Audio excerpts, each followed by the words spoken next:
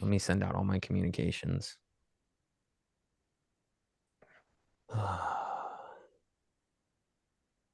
One day, I hope these people will just show up on their own.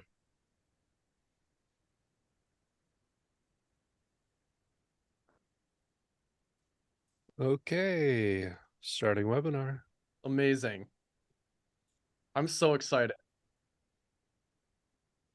I'm Me too. mildly. It's gonna be a good day. I'm so excited for today's webinar. Today's challenge, I should say. Today's challenge. Today's Fix the Mix challenge. Ready? I'm gonna hit send text, and now people are gonna get a text to their phone. Sweet. Can I get one? I No. unsubscribed. No, don't text stop. You texted stop to stop. Somebody tell me when they get their text for me. I can Oh, just tell Michael. We talk. I don't yeah, have to that's text true. I stop. text you one-on-one. I don't have to text you through our platform. Good morning, everybody. Good Morning or afternoon. Yeah, or for you, huh? afternoon or evening, Evening. depending on where you're at. And if I don't see you again, good evening and good night. Good morning. Yeah, good afternoon, good evening, and good night. This is about as early as I do for like a public setting. Yeah. Yeah, this is about as early as I can go. What time is it for you, Michael? 10 a.m. 10. 10. Just getting the engines fired up. Top of the morning. Yeah. What, Mike, Usually I get up and running around 2 o'clock. I'll get a solid hour in of like max speed work and then start winding, cooling off around 3. Right, Caleb? Call him part-timer. The new part-timer. Got the text. I'm Gabriel, just, you're welcome. I'm just using an SM58 here. Somebody asked, what kind of mic are you using? Yeah, it's just Good old-fashioned. yeah. Just the road warrior.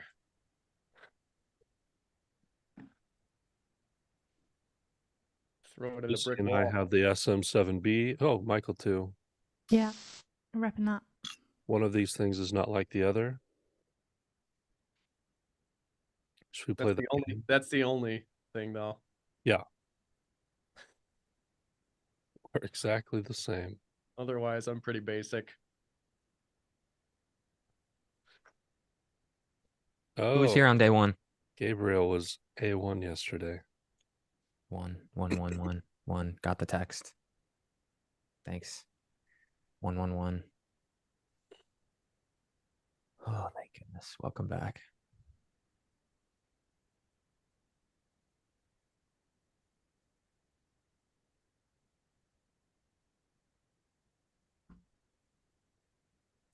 Got an intramural volleyball game tonight. Oh yeah? Gonna be back on the courts. If you're in Nashville, come out, support your team. Ugh. Gabriel, I'll take that compliment all day long, man. What was the compliment? Caleb is a young Rick Rubin. Oh, interesting. That's a good compliment. Take that all day long. Really nice. Nick, what do you mean you used to play volleyball? Get back out there.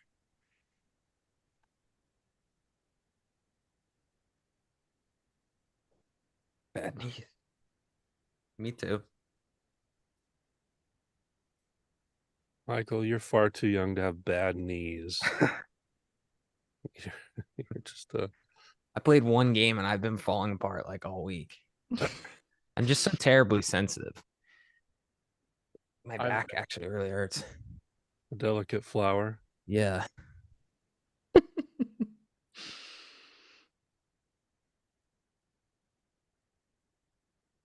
Yeah, get that downward dog in. Come on, you doing I actually yoga? did a little yoga this morning. Oh my goodness. I am the least flexible. I just can't do it. You know, yoga actually stresses me out. Have I told you guys this? Like it's supposed to be very relaxing. You're in the gym too much, Jake. That's why you need to balance it out. No, I don't like the way it Yeah. makes me feel. So we did when we were in Kauai, right? Hawaii, one of the islands in Hawaii. And we went and we did this, my wife said, "Hey, we should do this yoga session on the golf course on the cliff overlooking the ocean, right?" So I'm there Like with in Princeville. yeah, in Princeville. Yep, like right in there. Yeah. Cool. And you get there and there's like 15 or 20 people and I'm having a heck of a time following the instructions, right? I'm just too stiff. I'm just like too rigid. And I'm like sweating like profusely the whole time. Because I'm doing everything wrong and I know I'm doing everything wrong because she keeps coming over to me and like putting her hands on me and saying, "No, like relax this part and then like put this part over here." Like she spent all her time with me in that session of like 20 people.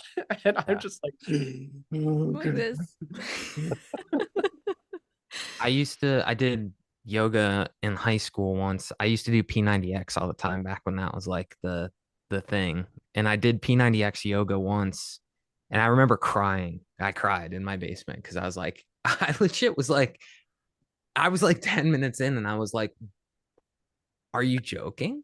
It was like a 2.5 hour like track too. Like, and I remember crying and then I didn't do yoga again for about 10 years. Now just getting back into it. oh man. My wife really loves it, P90X.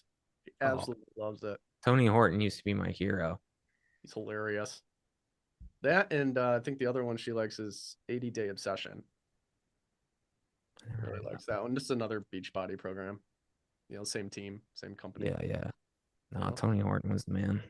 He says my some high school hilarious hero. stuff, dude. Mm-hmm. I try to get up and at least walk to the mailbox and back. There you go. There you go, Grandpa. Every day. Wow. Heavy. Frequency is heavy by the end of it. All right, Julia, I'm going out for my walk. Daddy will be back. Yeah, that's a long walk. That's at the end of my driveway. How long's the driveway? Let's say at least 30 feet. Dang. But there's steps. There's like 5 steps. Yeah. As well. Well, now you got the standing desk. 5 of them? Going down is fine. I just kind of fall. Use my momentum.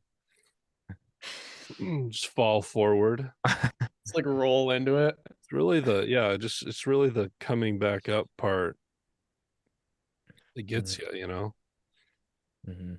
I can see you just like being on your back and then like curling up and then just like whipping back up like they do in the Kung Fu movies.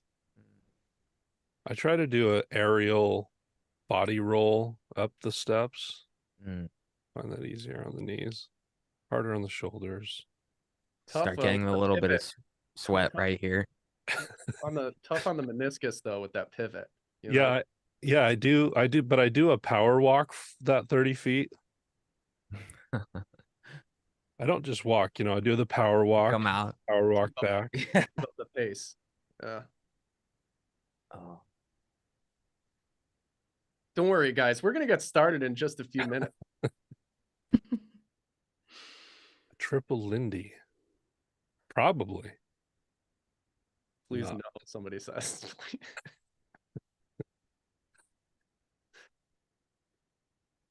Yeah, we'll just go a couple more minutes. We'll get started, y'all. Yep. Is everyone in the school group? Is anyone not in the school community at this point? If I see a question today that says, "Is there going to be a replay of this event?" I'm gonna snap. So, is everyone in the school group? One's in chat if you're not in the school group. Dude. Oh, you've exposed yourself. Anyone with a 1, I want booted.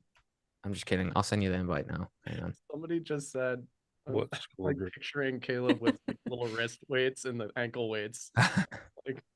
Power walking 30 feet to the mailbox. Power walking back. Oh, stretching. Got it. Daily done. We get that link in there, the school link in there. Yeah, that's right. Here. What Here, is take it. school group? Quite a few Here. what is school groups. Join the school group. Anyone sees the question, will replays be available? Send that link. School group. Mhm. Yep, looks like everything's up from yesterday. Day one replay is up, and multi-tracks are up. Right, I was able to get the lead vocal, the verse vocal, and the chorus vocal leads without dynamics processing. Oh, good. Right, That's so fun. there's still something baked into them that we'll have to kind of like work with and dig into tomorrow. But they are not quite as smashed as they were, as what we saw yesterday. So thanks, Tristan, for that. Awesome. Thanks for getting back so quickly, man. Yeah, again, tomorrow will be all about vocals. There he is. Yeah. Yeah, Tristan. Well done.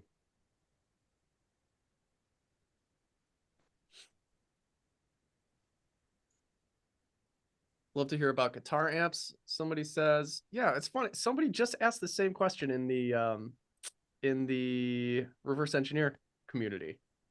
Was asking about like go-to amp sims. I like for cleans, I like THU from Slate Digital. For high gain stuff, I like Auto Audio 1111 and anything Neural DSP. And for bass, I like Neural DSP's Parallax. Yeah, Randy, it was you. You asked that. Yep. Just my personal like go-tos.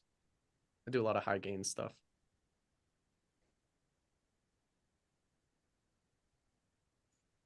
Mercurial. Yeah, I think they just hit me with some ads. Mercurial. How does everybody like working with a track from a student from the community? I'm thinking that should be something that we should do more frequently. I was talking to Caleb before this about like trying to like launch some music from Fix the Mix. I think would be really cool. So I don't know, maybe that's something that we can continue to work on. Yeah, maybe we can expand upon that. Put a little more skin in the game. Yeah. Is that something that everyone would be interested in doing? Maybe I don't know, put a little marketing budget behind it or something, promoting the songs that we do on here or something. I don't know. Thinking out loud. Yes. Great idea. I see a lot of yeses. That's a pretty good idea. Yeah, well, let's think about that. Maybe we'll do that next time. All right, who's ready to get started? Look at all those ones. Resounding yes. Mm-hmm. It is time. It is time. Proceed.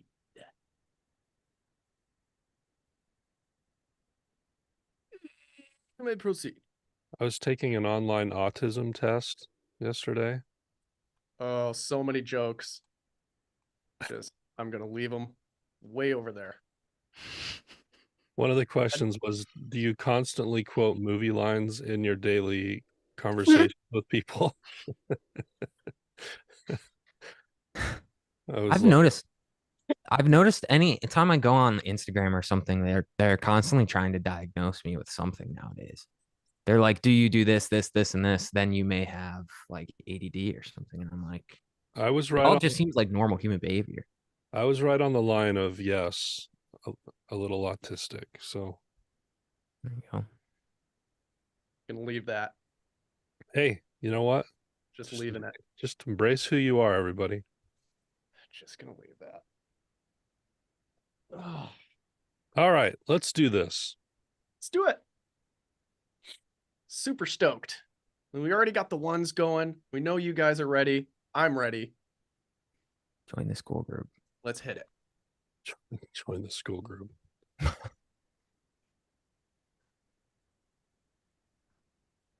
There it is.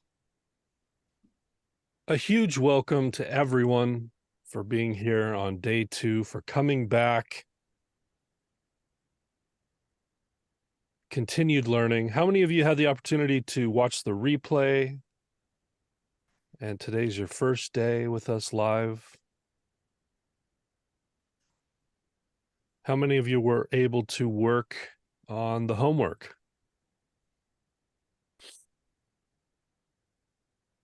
Did you work on Tristan's song or did you work on your own?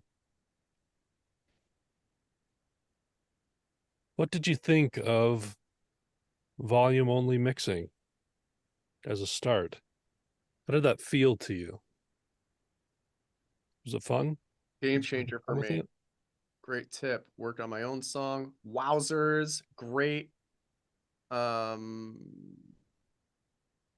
Reveals honesty. Game changer. Felt great.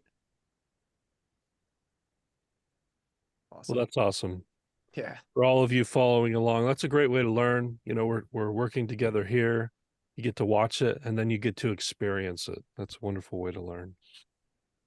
In terms of introductions, if you weren't here yesterday, my name's Caleb Lovelace. I'm the Director of Education for Mastering.com. We train engineers and producers. We have Michael Gilbride right below me. Oh, I've been sending the school link to the hosts and panelists. That's why. Rookie move. That's why. There it is. Rookie move.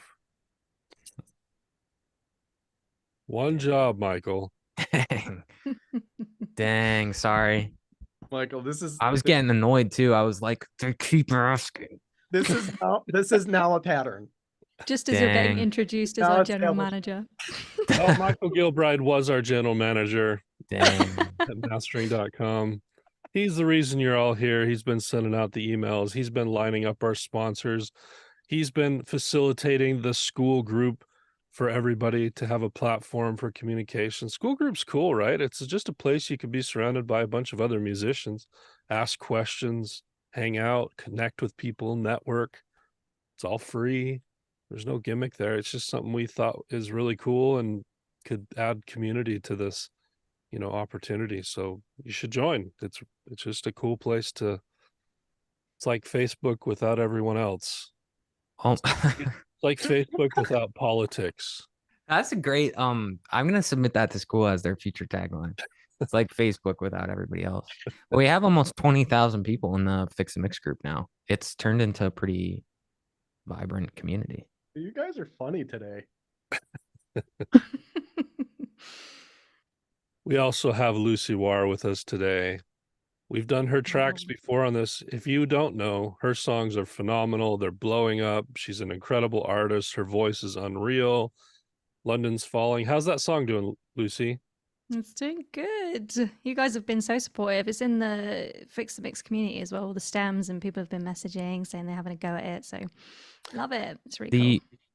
The honest truth is that I'm terrified of Lucy leaving to pursue music. So I keep trying to find ways to make it more beneficial for her to stay here. So if you can all go stream her song, Lucy War, then she'll continue working here. And that would make me very happy. So go out and support Lucy. I'm not going to leave you, Michael. You're good. I love having her with us. She's our student success specialist. So we do have an online program, a 2-year program for engineers and producers. She, as soon as someone signs up, they have a conversation with Lucy as well as other people, but she's in touch with them a lot, making sure they're staying on track, making sure they have all their questions and tech set up and they're doing everything and not getting off the path or feeling isolated or anything. She helps them along the way. The students love her. She's incredible at her job. She's really passionate about helping people. So we're really happy to have her. And then we obviously have Mr. Jake Codeweiss again. He's been doing the demonstrations. He's one of the mentors in our program. He is a professional mix and mastering engineer and producer. Produces great stuff too. Does a ton of licensing work. And we're thankful to have him with us here today as well. We're also thankful to our sponsor, Mastering the Mix. They've been so kind to make this an opportunity for everyone, a free Fix the Mix. They're very supportive. Again, we only partner with people. You can see some of the people we partner with on our website, but we only partner with people who we like their work, their plugins, their hardware, whatever else it is, that they do a good job. They have a good culture. And we're thankful to have Mastering the Mix helping us out. Check out their plugins. They're really cool. They're very intuitive. They are very powerful features. Yeah. If you haven't checked them out, check them. Go give them a look. So day one, what should you have done?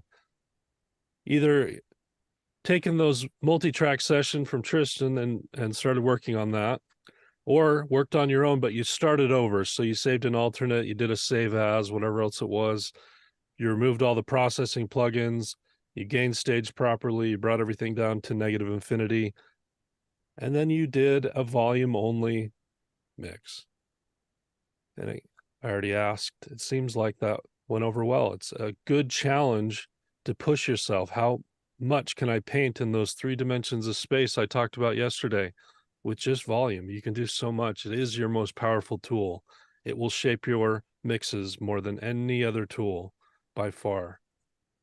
I hope you had a fun time with that, and that changed a little bit of the mentality. And it also allows you to work with a lot more intention. We worked with intention in painting those in those 3 dimensions of space, but we also took notes as we went through what stuff couldn't be solved with just volume. That's what we're going to work on now, but with a ton more direction, because we've already identified the issues. We're not just going in and feeling lost and throwing plugins on everything because we think we need to. We're working to solve the problems we hear and then going from there. It's a great way to work. It's a great mindset. Hope you all had a good time with that. It was the power of volume, the power of intention, and all of it really is about efficiency and precision. A lot of times when I'm working with intermediate to advanced students, they're skilled at what they do. They just don't quite yet have enough instinct.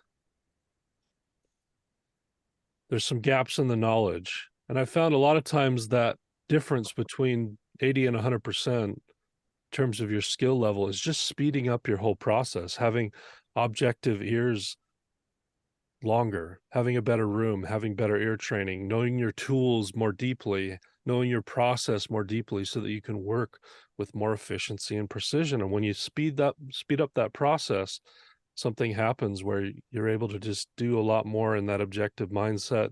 You get a lot farther. I find that to be the thing that really pushes people past those barriers that they face sometimes in their growth. We also talked about some of the mastering mindset. So yesterday we talked about the PAS analyzer, or essentially what we're talking about are frequency analyzers. We should all be using them to understand where our mixes are sitting. There's so much we can learn about our tracks, about our mixes, about our masters by using these powerful tools to see where buildups are happening, to see sibilances that are happening, see problems in our mix, and more importantly, comparing those to the references we have. It's too easy, again, to get off the rails of objectivity. It's too easy to have ear fatigue, to get too used to what you're hearing. Your mind starts playing tricks on you. You start hearing stuff that's not there. And all of a sudden you take a break and come back and be like, what was I thinking? What is going on here? Have you ever had that experience where you come back to a mix and you're just like, where was I going? This is just all over the place. That goes back to efficiency and precision, but also anchoring yourself to something technical and objective, not just your own mind that can start to play tricks on you. So hopefully that was a useful tool, something that mastering engineers use. You don't have to wait till mastering to do it. You can start using that in the mix, and I hope that was a powerful thing for you. All right, goals for today. To better understand when and why to control frequencies. We're refining. This is the last 20%. Yesterday, we got 80% of the way there. Today, we're refining that last 20% in terms of frequencies. Dynamics, same thing. We're going to control the dynamics a little bit. I don't know if you noticed yesterday, but most of the track was sitting at that -6 dBFS, but there were some spikes, probably in the drums, that were pushing. You could tell there were some transients that were not controlled. And as a mix engineer, if you've never mastered, you go, "Ah, that's not a big deal, right? I'll just send that over to master." But the problem is if you receive that as a mastering engineer, you can't use your tools properly. It will cause your mastering compressors, for example, to overreact and not be the glue that it's supposed to be. It's worrying about taming these big transients, not just gluing the track and being subtle. So it's something you really have to fix in the mix and not save for the master. We'll talk about that today. And we're going to get into spatial processing. This is something I think a lot of people struggle with. Poor use of spatial processing is the #1 thing that can make your mixes sound quite amateurish if not used correctly. Does anyone struggle with reverbs and delays, making it sound that top 40 polished sound? It's kind of tricky. That was all my early mixes were. Yeah. That's it. Like, I wouldn't even touch frequencies and dynamics. And just like immediately bring in the reverb. It's a powerful tool. We'll talk about how to use it more effectively today and give you a nice process for using that today and tomorrow. And then a little bit more about the mastering mindset. So yesterday we talked about frequency analysis tools. Today we're going to talk about dynamic analysis tools, another thing you can use in the mix to prepare it more effectively for mastering. It's all about the instrumentals today, so not vocals. Tomorrow is going to be a full-on vocal day, everything vocals. But today it's about getting those instrumentals polished, sounding great. So let's switch gears to mixing. Let's do this. Woo! Let's focus on a few things. I'll keep this pretty brief, but I want to talk about one high-level concept for each of these principles that I just mentioned. EQ could be really tricky. It is, again, supposed to be that polish. It's not supposed to do the heavy lifting, but I think we can still struggle with that. And probably one of the most common thing I see people making the mistake of is not being aggressive enough when it comes to their EQs, or putting EQ on everything and doing too much. So those are the two things I want to think about today. First, assuming everything needs EQ. You don't have to assume that. You don't have to put an EQ on every channel. In fact, what you'll see Jake do today is only solve the problems that really need it. You'll see he doesn't use EQs on every channel, for example. But when he does use them, you'll see that he's often more aggressive than you might expect. The key to EQ is to think more globally than locally when it comes to carving out these mid frequencies and these other problem frequencies we often come by. I think what happens with people is they start EQing, so they solo a track and they start to think about clearing out some mud or something like that. And in solo, they start making these moves, but they want the sound in and of itself to sound good. So they do just enough to keep the individual tracks sounding good. And then they unsolo it and they listen to it again. The problem is that we don't care about how it sounds in solo. That doesn't matter. What we really care about is how it sounds in context. And so we need to think more globally about this and understand the psychoacoustic things that happens when we have a multi-track session. Most people are never able to get enough of that mid-range carved out, and I think it's because they're thinking too locally, trying to make things sound good on their own. What you can do, and what you'll see Jake do today when he goes in and starts clearing out a lot of that mud, he'll do massive cuts that if soloed, it sounds kind of weird. But in context, it sounds right, because what happens is those frequencies that are missing now in a particular instrument, there's lots of other stuff happening in the range that the cut was made in. And so what the ear hears is as if that particular instrument is sounding as it should or more full, because those frequencies are accounted for. So the real process is, instead of soloing, think globally, and then pick the most important parts of each of the sounds that are sitting in those ranges that are masking and cluttering up. We talked about masking yesterday. That's what we mean by that. Where are buildups happening? Pick the most important parts of each of those sounds, cut out everything else, and then when you put them together, you'll get clarity on the individual tracks. They'll sound as if they're whole. They'll sound as if they're the way they should sound. When you put them together, that's how it should sound, right? So don't think individually. Don't get scared when you solo it and it sounds like it's in a tin can. We even had an experience yesterday listening to that. We pulled up the piano, and the piano itself sounded a little bit kind of bright and just straightforward, kind of almost not harsh, but really pointy in the upper mids. It had almost no low end. But when you put that in the track, since there's already a lot of stuff in those mids, the piano didn't really need to be there. You just needed to hear that kind of resonant attack of that piano in the more upper ranges. Remember that, Jake? Oh, yeah. So let's stop thinking locally about EQ, okay? We need to think more globally and how it works together, and understand that concept that the ear will hear it accurately if you do that correctly. Harder to explain, easier to show you. So Jake's going to show you that today, and we'll get a nice section with that. The next is Jake is a master of using clippers and limiters as opposed to compressors. It's one of his cool tricks that he does. But I want to explain one for a second, when he uses clippers and limiters and when he uses compressors and why. Clippers and limiters are really great and really fast at controlling dynamics. So if really all you're doing is controlling dynamics and transients, getting things sitting a little bit better, clippers and limiters are much easier. Why? Because they're usually a more simple plugin. It's usually one knob, and all you're doing is trimming a transient for dynamic control.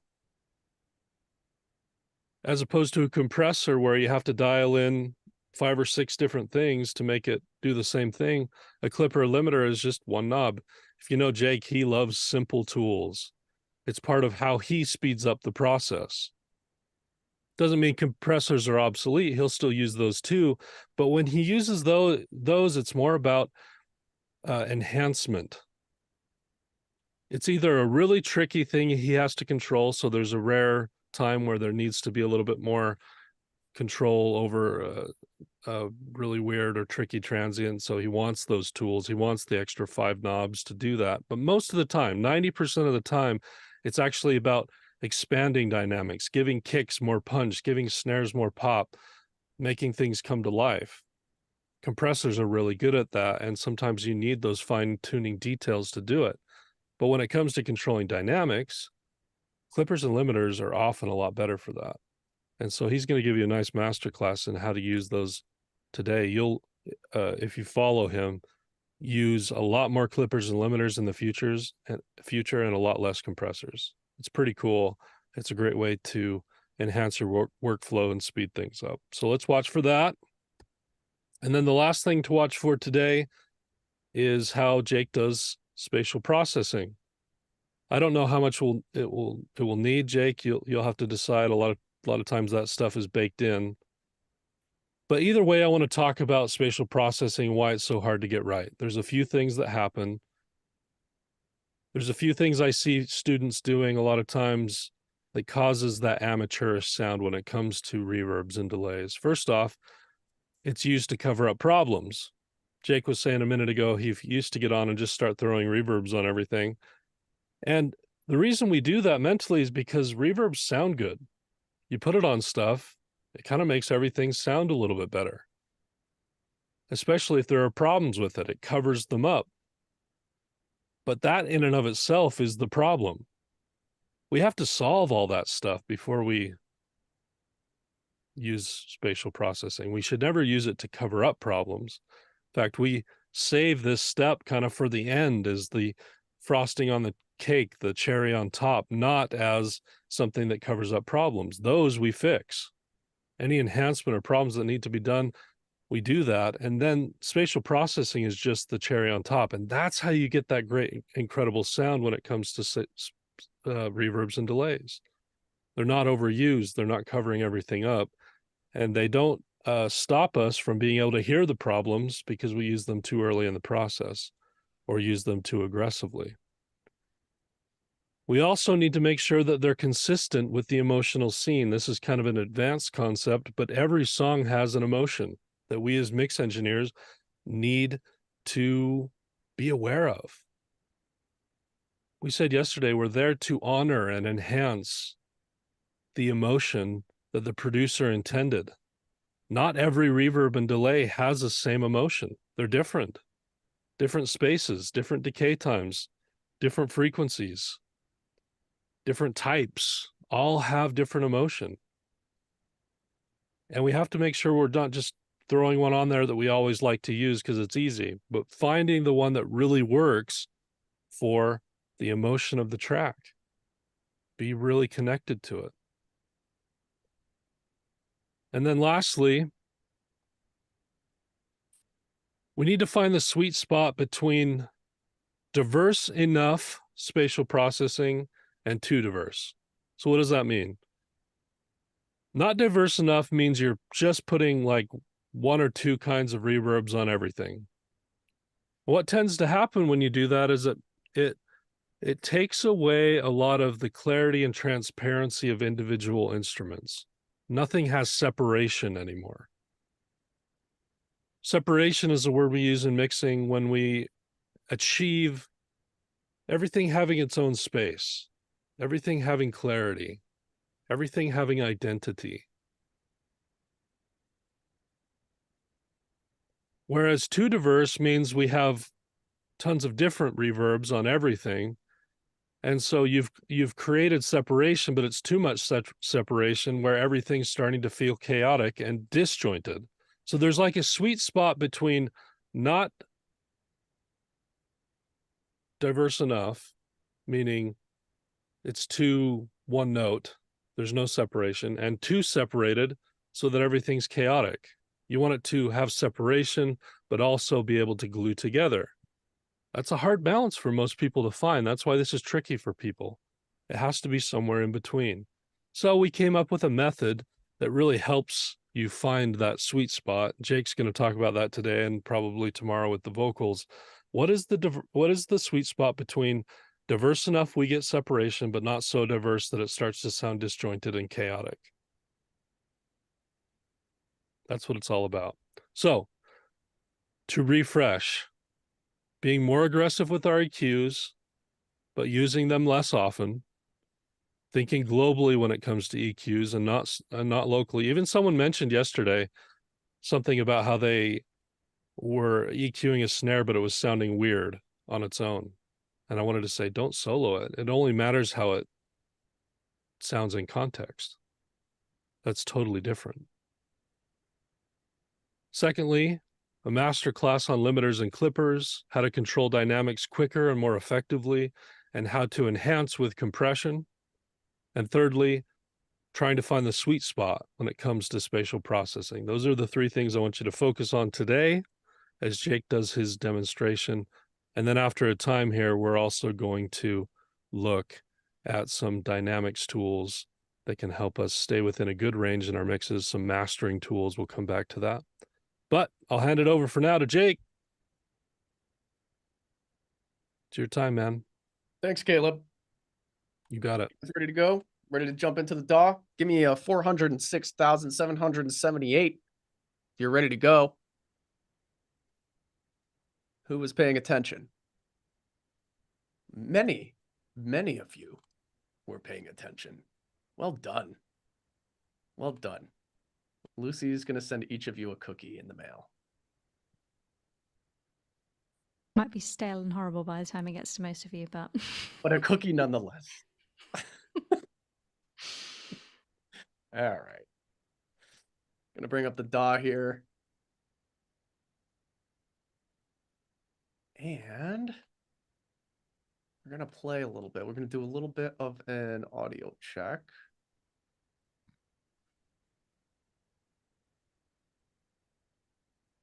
Can you hear this? Let me know.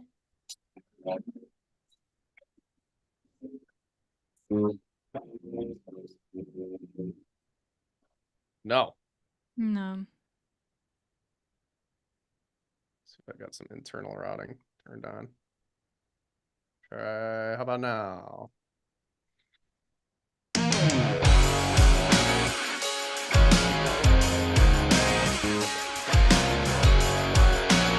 Yes. Sweet. I figured it out. Cool. All right. So today we are focusing on instrumentals. We're focusing on frequencies, dynamics, and spatial processing. We're going to go ahead and move through this. Let's just take a listen to the track. We're going to start off just by listening all the way through and observing some things. I'm going to write down some notes, some things that I'm hearing, and then we'll kind of go through that punch list item by item. So let's do it.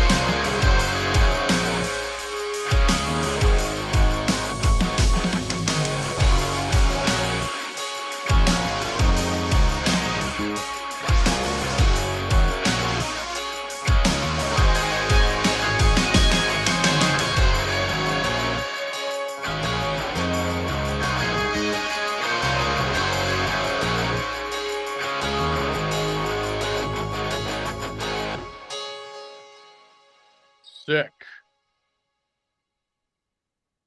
Cool. I mean, this is in pretty good shape. So far, just a little bit of tightening up to kind of do here, right? I'm gonna start with the drums. Let's dig right in. I'm not gonna spend a whole bunch of time jibba-jabbing to get right into it. What do you think?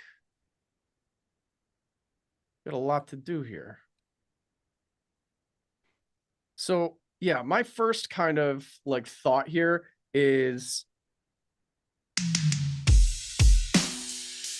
getting these drums to sound like they belong together, right? So right now, all of these sounds sound so separate from each other, right? You know, the snare, the crash, the hi-hats, the kick, the toms, they sound like all different samples that were pulled from like different areas and things like that, rather than a cohesive kind of drum kit, right?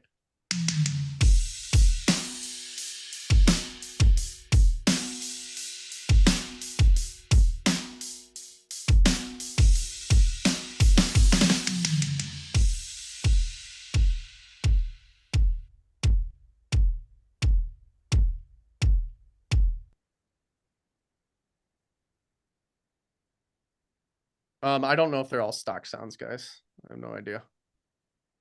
But you know, I don't mind that low end on the kick as much. Right now, we might just come back to that. My kind of first order of business is these toms, right? Do do do, right?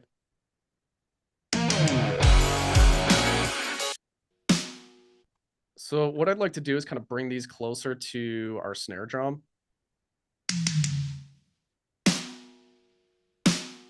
Right, we got this nice like full snare drum that's going on here, and then we've got these toms that are pretty thin.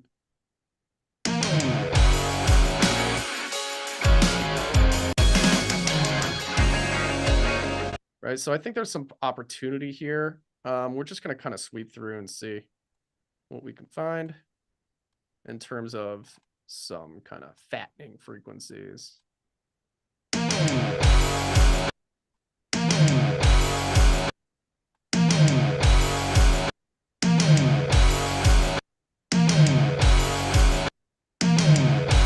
It's gonna get a little annoying.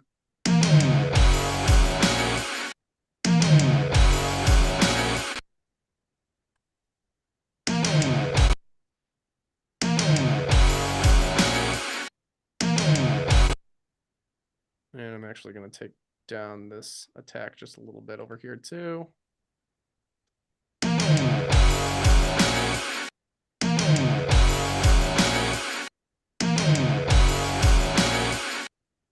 Let's see if we can drop that a bit more. Can't really drop that too much. I'm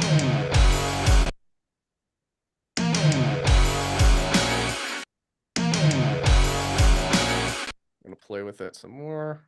Just kind of like molding these toms a little bit.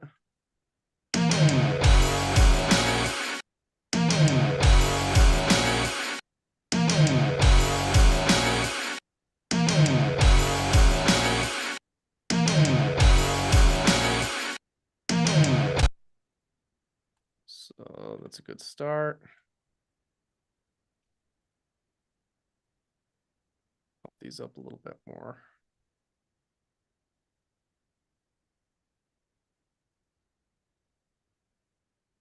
I'm just gonna play around with a few things.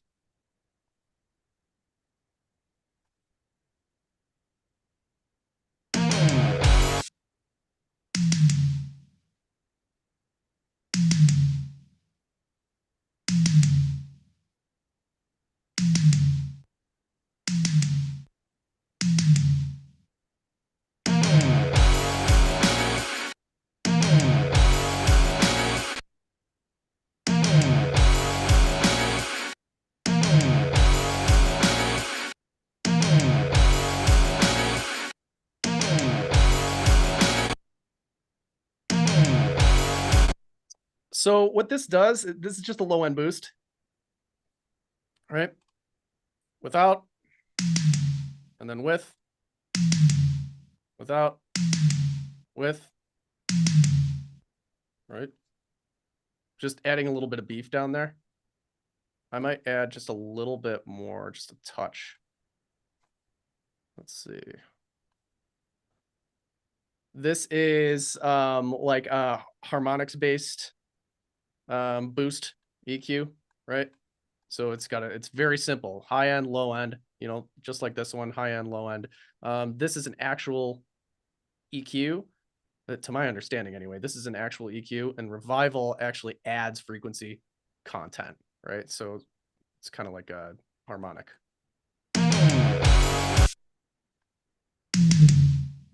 be able to hear that. Right? And then jacked up, right?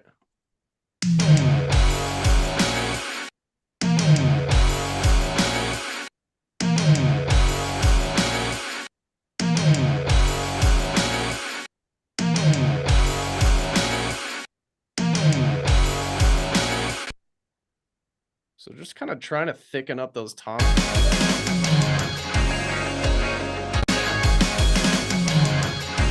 So that they're on the same page as the snare drum. Finding the sweet spot. Delicate dance.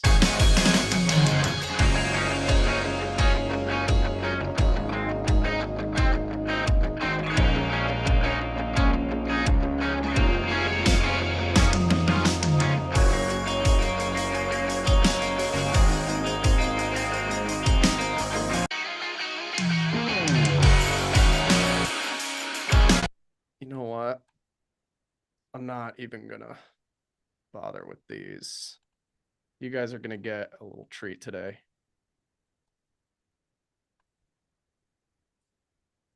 Going off script. Going off script, Caleb. That's good. Someone suggested this anyway. Oh, really? Mm-hmm.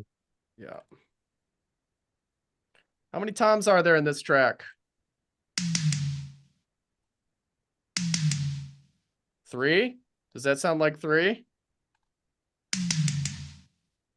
Sounds like 1, 2, 3 to me.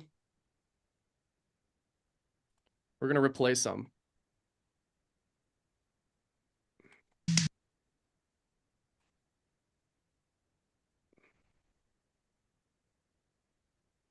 So I'm gonna break them out into different tracks first.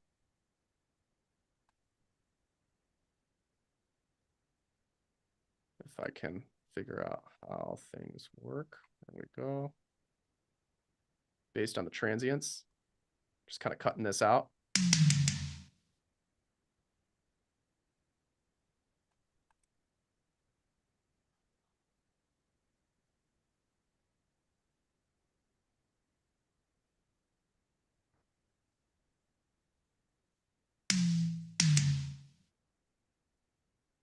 One, 2, 3.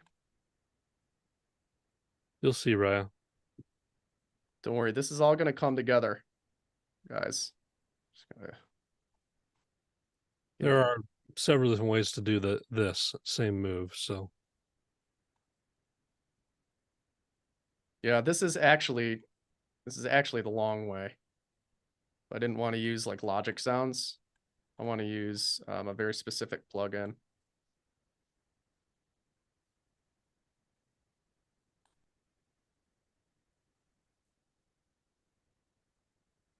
If anyone's keen, I would do this probably in Battery.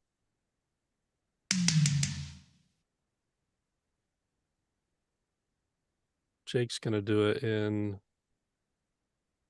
the Slate one, right? Yeah, Trigger. Trigger. Yeah, that's what it's called.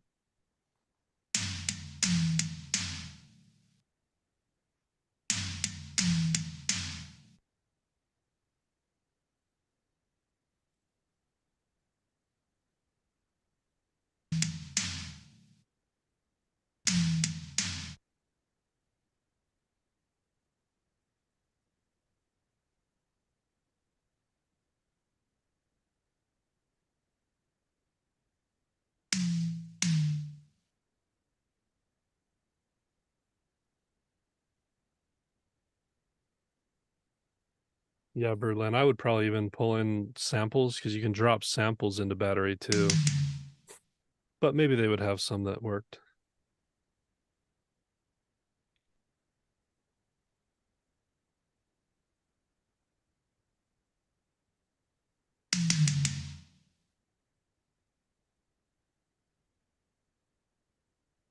Yeah, for sure, Manny. That's what they called him in high school too.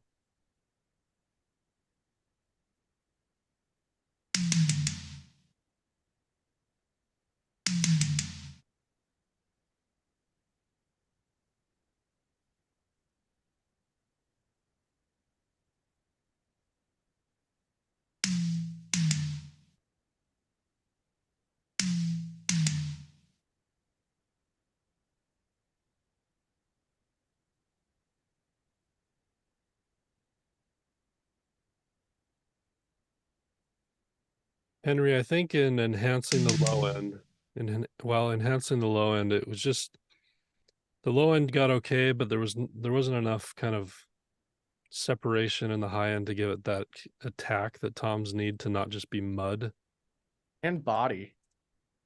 Like everything about the sound is kind of, it's just kind of wonky and disjointed. IMO.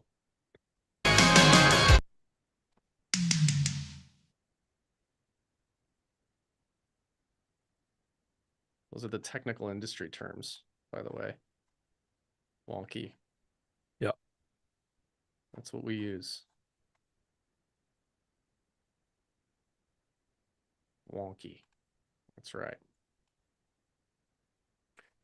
I'm not really going to overcomplicate this.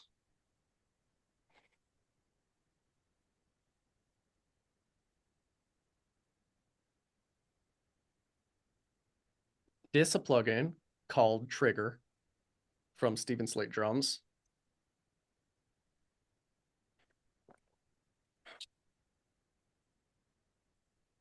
And what we're going to do is we're going to have these waveforms, these transients are going to trigger the samples using this plugin. And I'm just going to go and pick a tom that I know I like. That's somewhat close to the same pitch.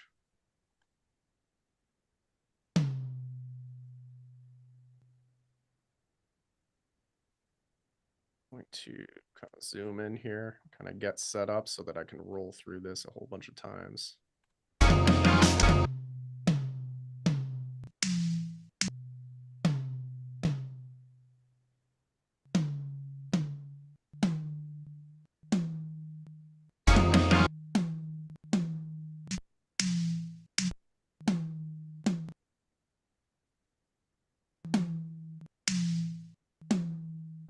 Close enough.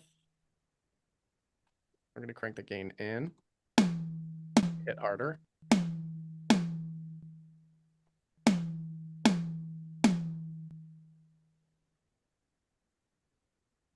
Just that one. And then I'm going to copy over the same settings to our middle tom.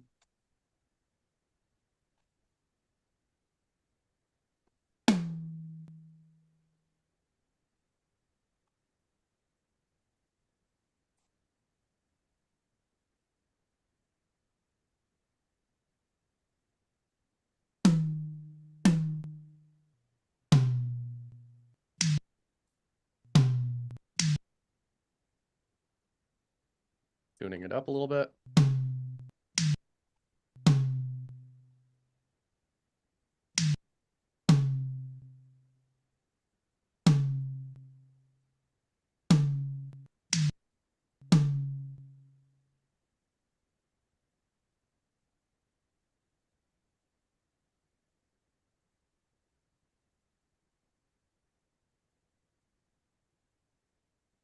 It's floor tom.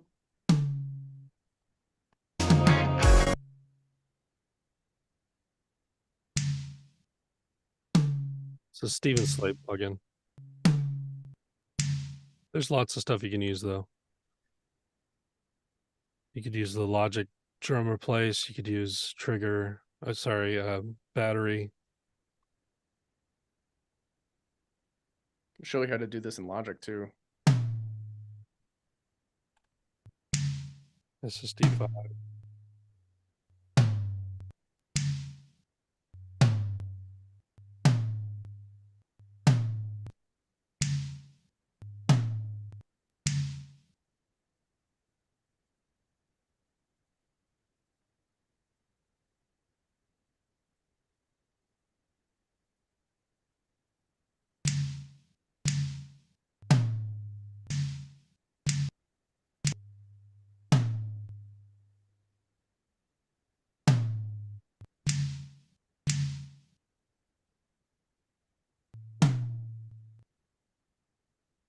I would retune all of these also.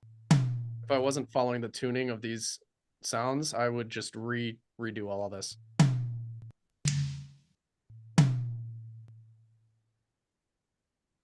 Like I would probably just use the original tuning of the samples because they're just nicely, they're in nice increments. Just go with that for now.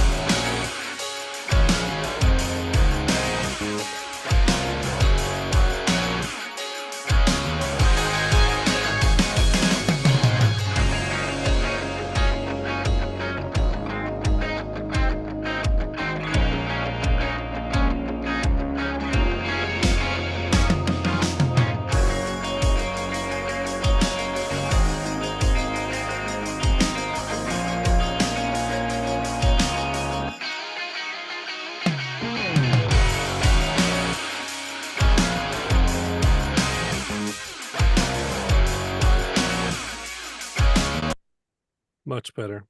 Sounds like a real kit. Right? Sounded like sampled toms before. I'm going to go ahead and actually do a bit of a switcheroo on this. I think that first tom, it's a taste thing for me, right? So like at this point, I would go through my tom library and I would play with like a whole bunch of different tom sounds. I'm not going to go deep down that rabbit hole today. I really just kind of want to show you the concept of drum replacement in order to fix sound selection, right? So again, I'm not going to like dig through all of the toms and like go through a whole bunch of different methods on what I would actually do here. You know, because that would probably take about 30 minutes, 45 minutes. We got a lot to cover today, right? So instead, I'm just going to make a small tweak to tom 1. I'm going to make that a little bit lower. Tom 2, I'm just going to make that, I'm going to put that to tom 3. I'm just changing the samples so that they're 1 lower. You know, that's a taste thing for me. See what we got.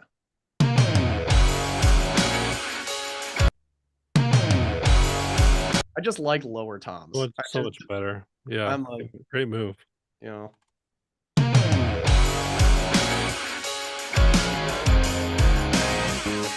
Now there's all of that girth, right? And that weight and that bombastic nature that you get when you're behind the drum kit, when you're actually playing and when you're actually seeing a drummer play live, you get like that, all those toms are mic'd in the PA and the subs are actually like catching a lot of that low end kind of bombast, right? We're getting that. Before, we were getting this.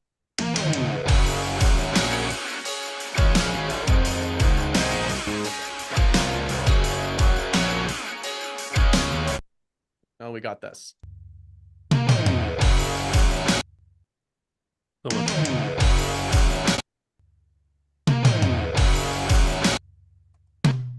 Hear the difference? One's in chat. You guys following me? Following me so far? Yeah. You couldn't even hear them really before. They were just so muddy. They just muddied up everything. And I really like the idea of like the 80s tom there. You know what I mean? The really poppy 80s tom. But if we were going to go in that direction, something that matches a little bit more with the tonality and the body of the snare would, I think, probably carry the messaging and be a stronger move to be able to kind of like translate it. And the artist will never know. They'll be like, why do those toms sound so good? Thank you, if anything. I get that all the time. I've done complete bass track replacement with like MIDI programmed bass. I've gone that far for a replacement with just like poorly performed bass, right? Yeah, it's real. It's real. Happens. I will never divulge the list of people I've done that for, though. That's that I'd take to my grave. Sorry, guys. You know, we usually say no secrets here. There are no secrets. That one is the exception.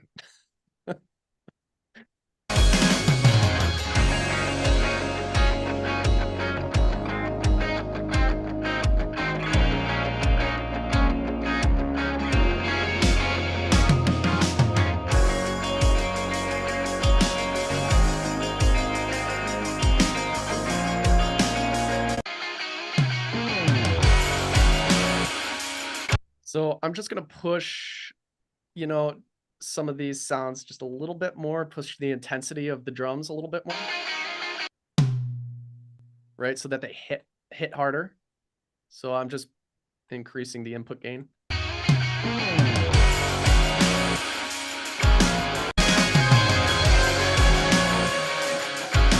And typically what you'd want to do with a plugin like this that's based on the waveform, you know, the transient of the waveform, is go through the entire track, make sure everything gets caught correctly so that your thresholds are all correct and they're not picking up, you know, your triggering plugin isn't picking up any kind of like weird sustain or background noise or anything like that, right?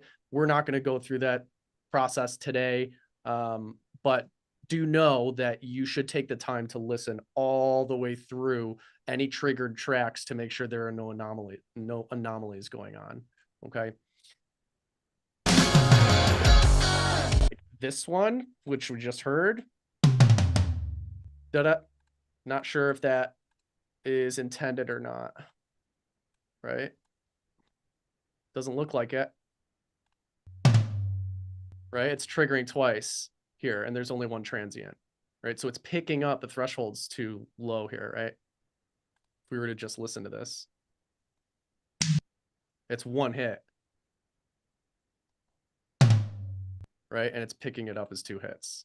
So we would then have to go in here. This perfect example. Like, how does that happen? We'll go in here and then just adjust the settings a little bit, adjust the sensitivity. All right, maybe turn the sensitivity down. There it is, right? But now I have to go through the track and make sure that that sensitivity works for all of the other waveforms, right?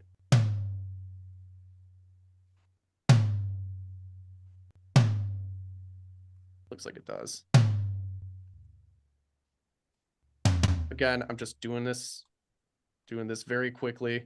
I would be much more meticulous about this if it wasn't for demonstration purposes.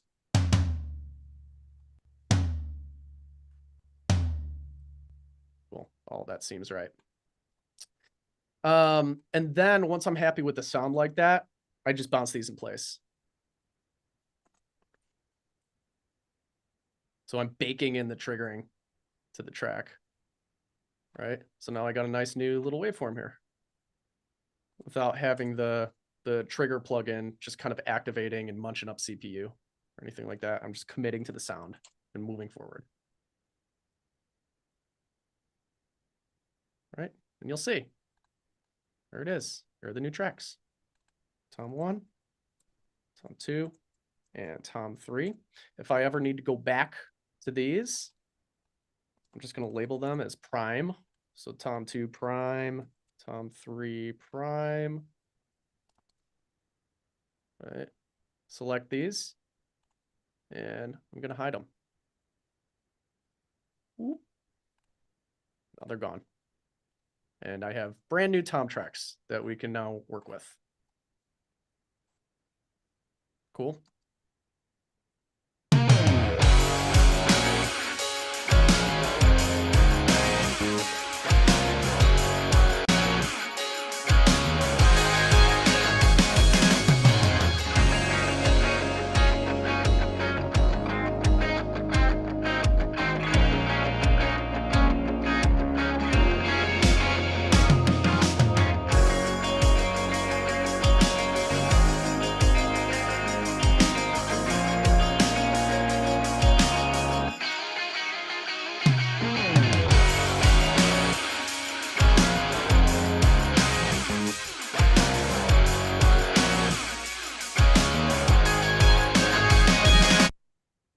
what else we can do here. So just for the heck of it.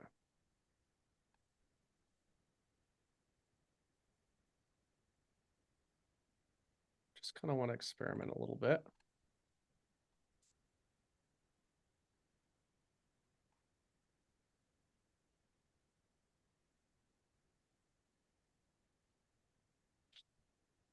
What happens when we blend these in underneath?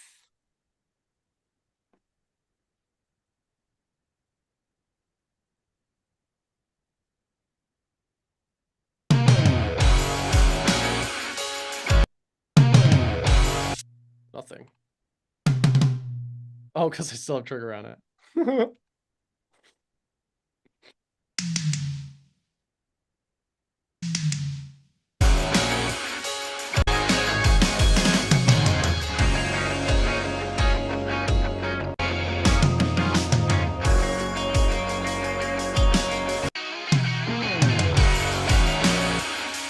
Sounds kind of silly.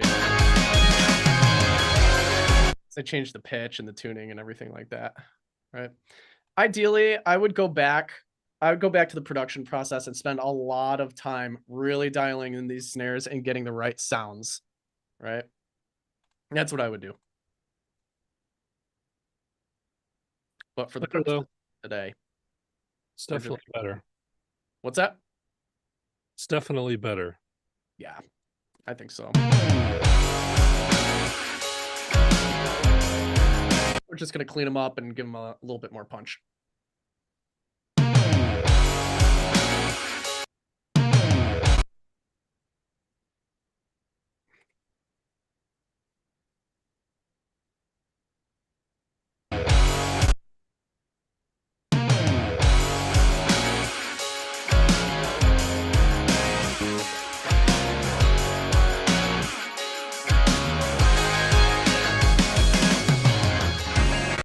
Let's give them some more width also. So I'm gonna bring these, just kind of pan these out just a little bit. The original toms, we had all 3 toms baked into the same track, and that was also panned for us. So now we just got to do a little bit of manual panning here. Right, just kind of putting it left to right across the stereo field.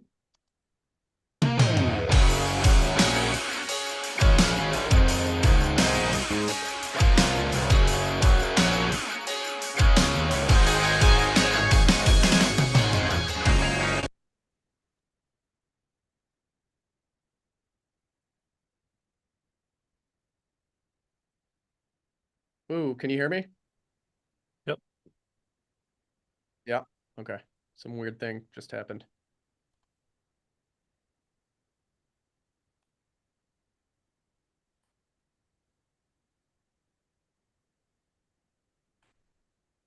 Okay. Can you still hear the music? No. Yeah? Okay. Yes. No. Awesome. Awesome possum.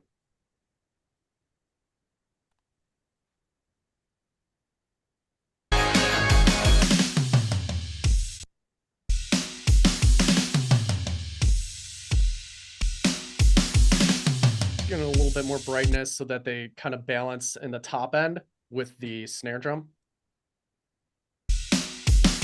Right, kind of hitting a little bit harder now. A bit more of an attack.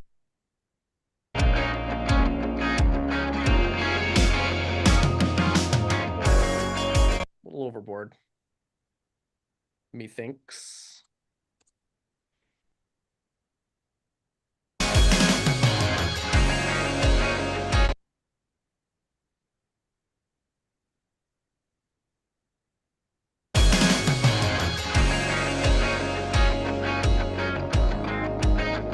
Up this last tom, this floor tom.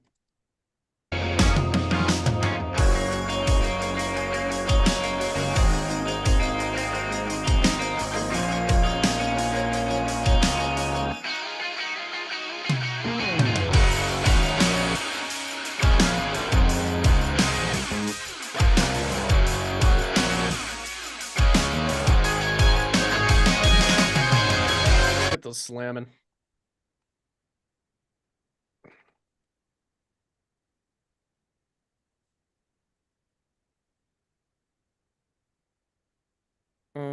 Haven't decided whether I'm going to do this directly on the track or not.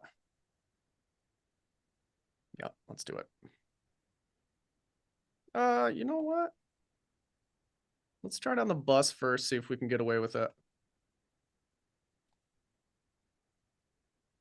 You know, use compressor to add some more punch.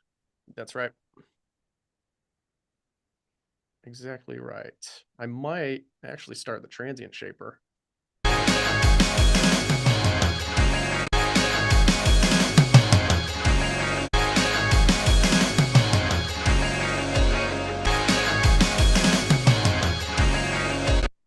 And what I like to do is kind of like A/B transient shaping with compression to see which I like better.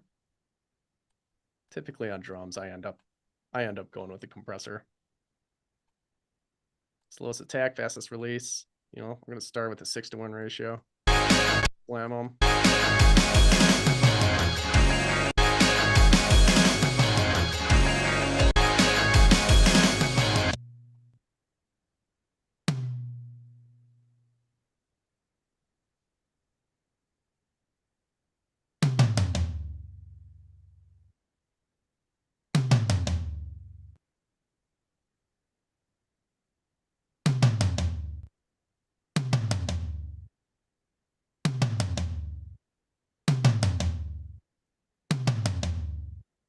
Yeah, us.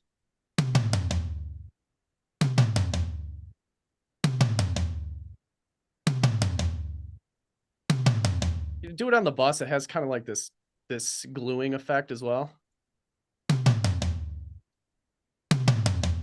Right? Kind of like it makes them sound a little bit more cohesive.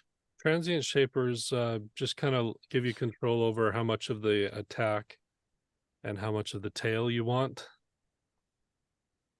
It does similar things to a compressor, just a different kind of platform.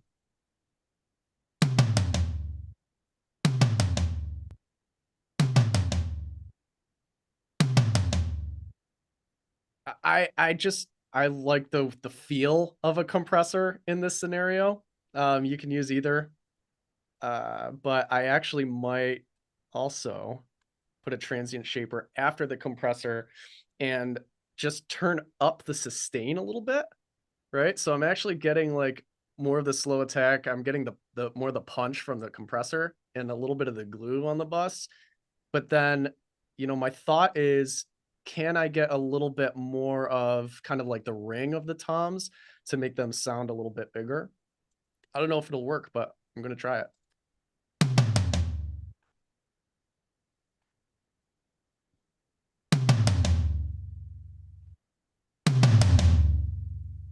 Right now we're starting to get that same effect that the original toms had with their really ringy kind of like sustain on the tail end of the hit. Before, pretty dry, and then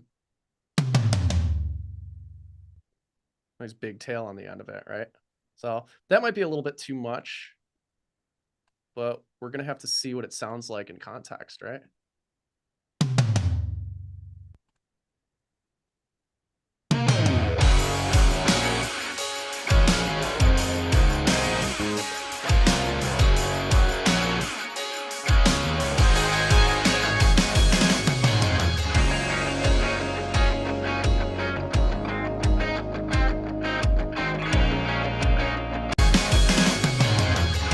Yeah, and I'm gonna get the curve of this filter like right at that 80 to 100 point. I'm getting a little too much buildup. There it is. That fixed it.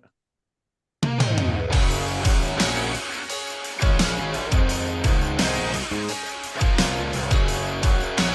want more from that floor tom, so I'm gonna turn that up.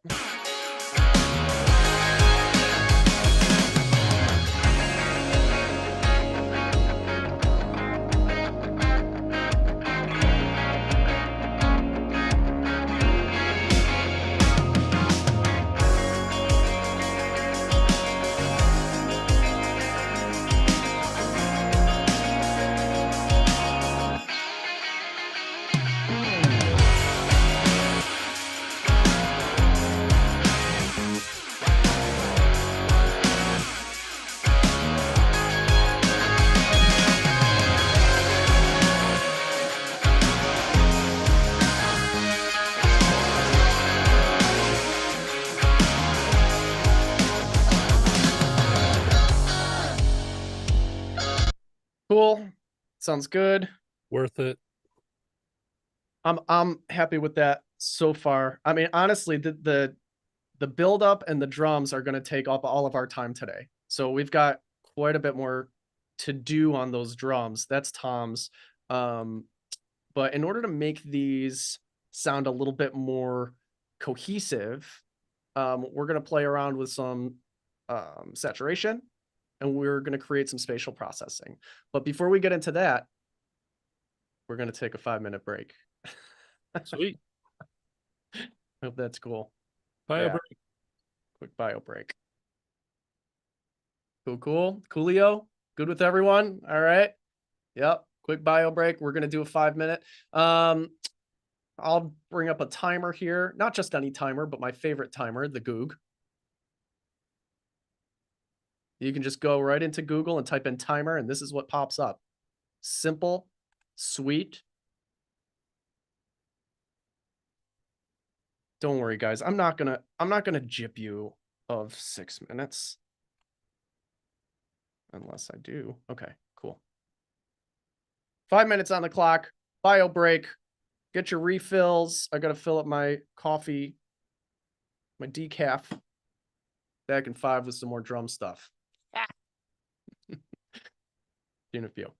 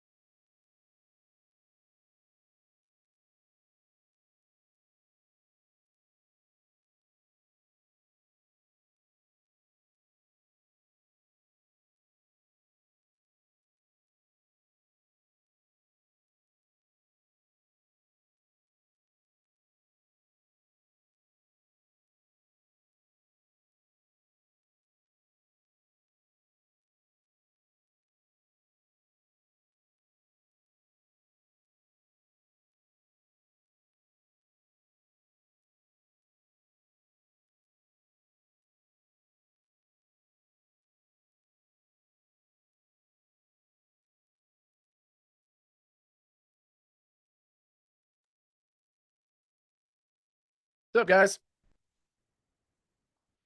What's going on? Any questions before we move on?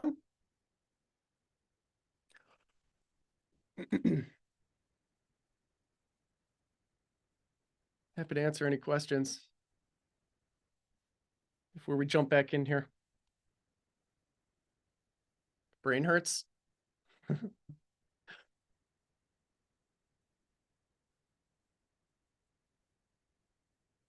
Oh, Nick, thanks for sparing me.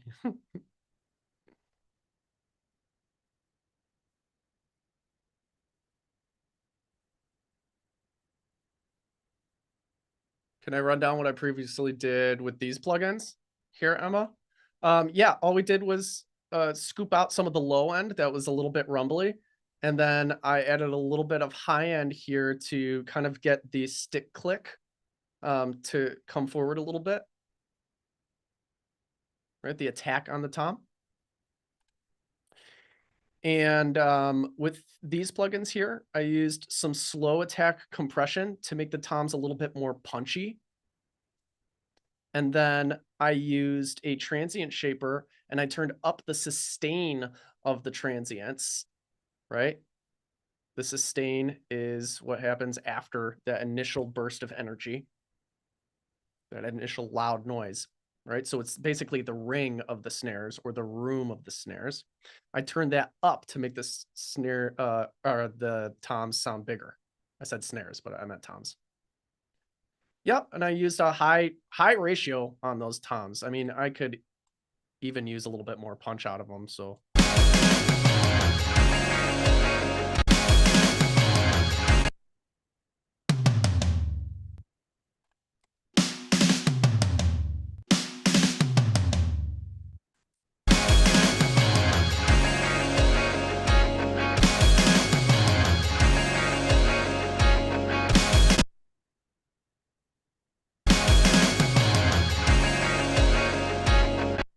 You know, just a little bit more of a realer feel to it. And again, I would spend a lot more time in sound design and pushing back on the production here to get just a overall better sound for these toms. All right, up front, I'm just showing you like very down and dirty way. I want you to take away the concepts here, first and foremost, right? The idea that you can use these tools to accomplish certain results.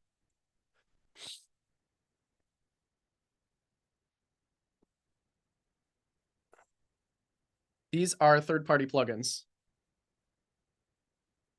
This one's a Logic plugin.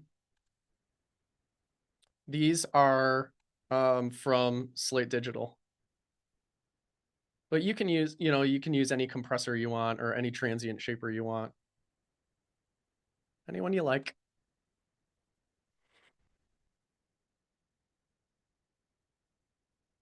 I did not buy the added CLA drum kit. No. How many years have I been an engineer? As long as I can remember. It's like I started when I was 15.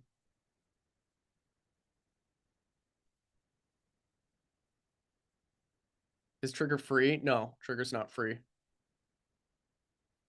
Comes at a price.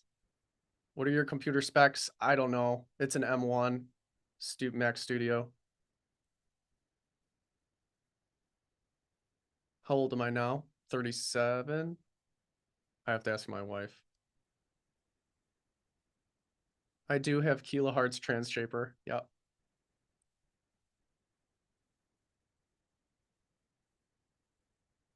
Yeah, I recorded analog. Are you able to drink yet?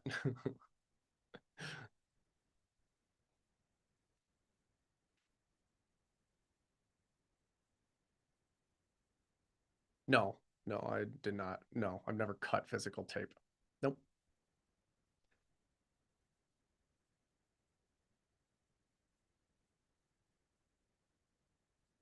Let's see. Did you study at college? Nope. I tried it. Didn't like it. Did you play any instruments? Most of them. What's your advice on making vocals sit in the mix? We're going to see that tomorrow. That's day 3 stuff.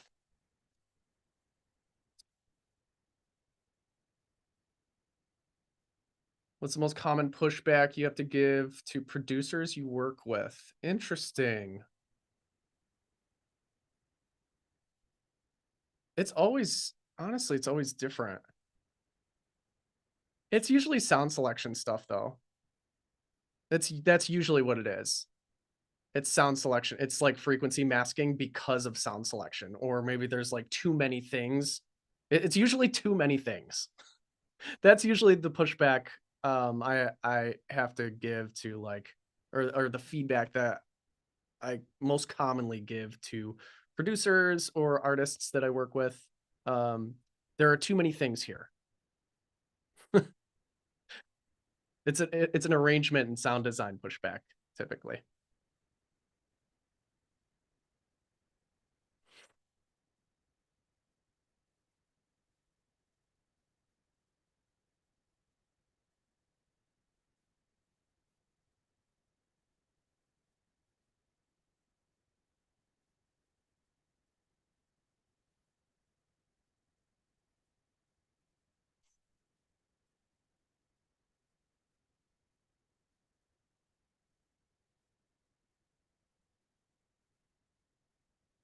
Yeah, music production pays all my bills. Maria. Cool. Dude, I would love to answer all of your questions right now, guys, but we got a lot to do here. So I hope I hit the big ones. I hope I hit the big ones. Who's ready to move on? We'll do like more Q&A sessions as we kind of like make our way through these. 1 1 1 1 1. All right, Jeffrey, I get it. All right.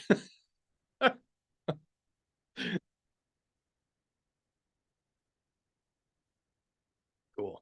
Let's go. All right. Let's bring these drums together a little bit more.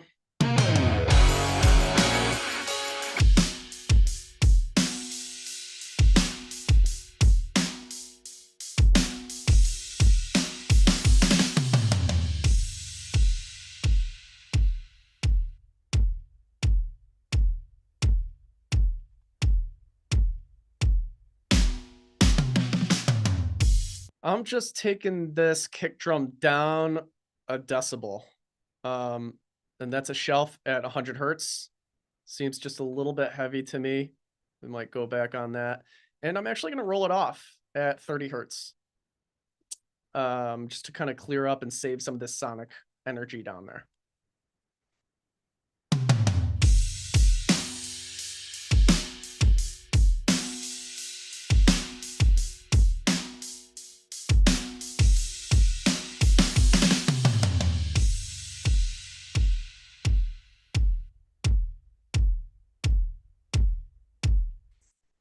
Got some cymbals here. I'm going to go ahead and group those cymbals together to a cymbals bus.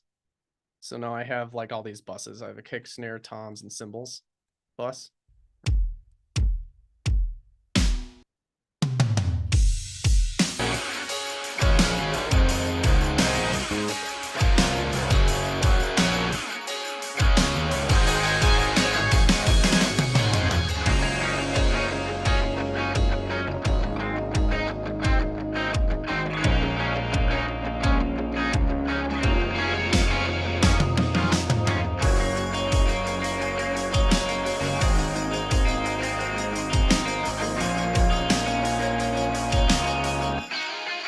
So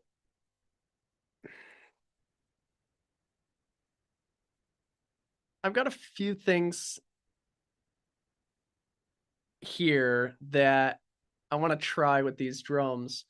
First, I want to create kind of like, I want to create a room mic for these drums. All right. So again, this is like me going a little bit off script here. Typically when we do spatial processing, we use what I like to call the 3 buckets method, right? 3 buckets method is this. you have 3 buckets: drums, instruments, and vocals. I'm going to write this on the side here.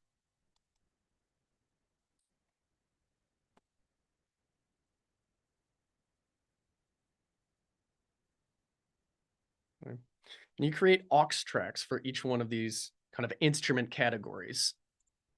Drums gets a short reverb and a long reverb, right? And you can see I've already got this set up right here.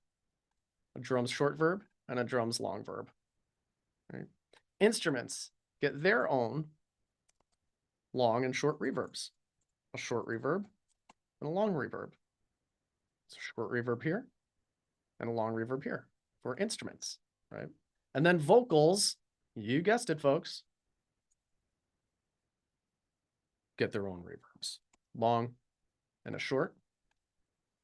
I also, personally, I like to include delays for my vocals as well. So I'll do a short delay and a long delay. Right. Each one of these reverbs is a different type of reverb, okay? Meaning the short reverb is a different type of reverb than the drum long reverb, right? I've got a longer plate for my drums, and that's different than my large chamber reverb that I have for my drums short, right? So all of these, this drum short reverb is different than this long verb, which is different than this instrument short reverb, which is different than this instrument long verb, so on and so forth, right?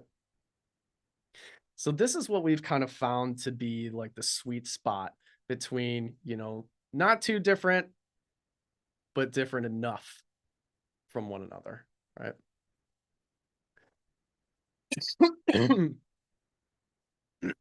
Excuse me. Hopefully that all makes sense. Yep. Again, we're going for enough diversity, but not too much. I found this to be a really good starting spot for that.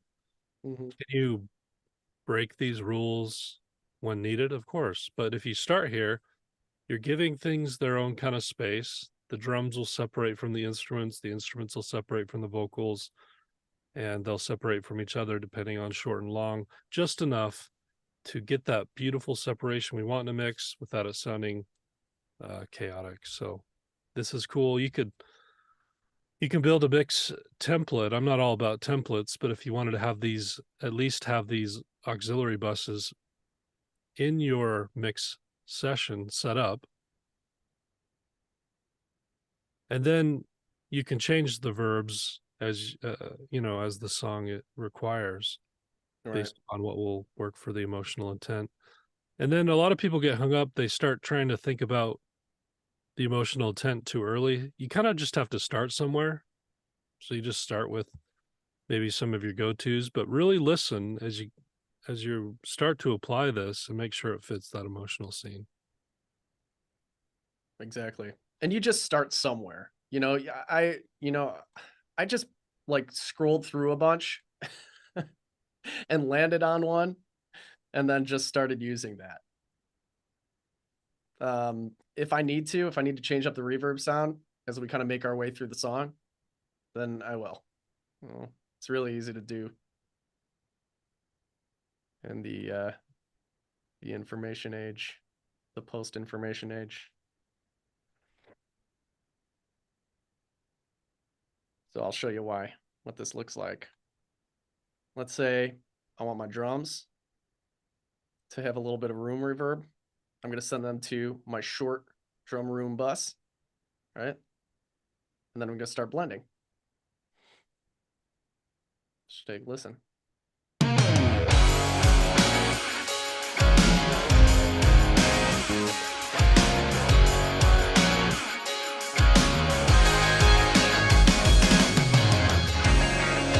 We got our drums sitting in a space rather than like super dry and up front, right?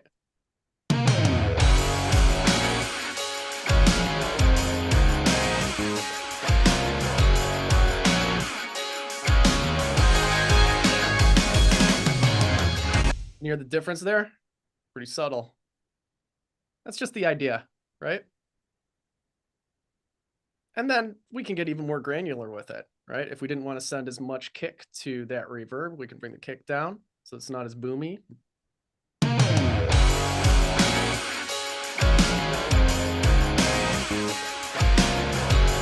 We want more on the snare and the toms.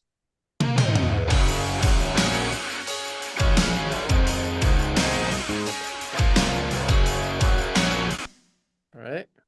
We want more or less on the cymbals.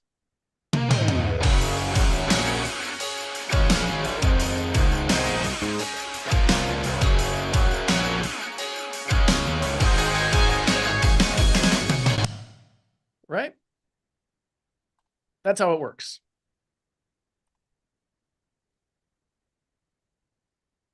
Now, I've got all of these sent to these drums, short and long, over here. That's in a separate kind of bus, right? Labeled wet effects. All right, this is where all my stuff is. What I'm going to do here is I'm going to show you something a little bit more, I guess on the advanced side, I guess a little bit more complicated, which is I'm going to take these reverbs out of this wet effects bus, and I'm actually going to put them in my drum bus. So now I've got these reverbs sitting in my drum bus. And I'm going to show you why I'm doing this in a moment. But for now, I'm just going to dial in kind of like a basic kind of reverb, room reverb here. I'm going to send all of these kick, snare, toms, and cymbals all the same level to this drum short verb. And I'm going to call it room. Basically, I'm creating like a fake room mic here. Right? So like if you were to mic drums, you know, a common technique is to close mic the drums and then maybe toss a couple mics, you know, out in the hallway, or toss a couple mics towards the other end of the room or something like that to capture the ambience of the room, right? To capture the space, right? In the stairwell, exactly, right? Classic, like John Bonham recording, right? Stick the drum kit in the stairwell and then capture all the space, right, in the recording. So I'm sending all of the signal to this room track, and that in solo.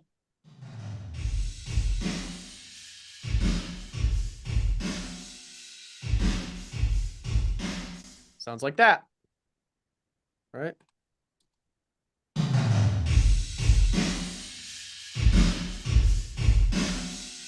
That's a chamber, and we can change up that reverb. Let's do, I don't know, I could just play with a bunch of them, right? Large wood room, what's that sound like?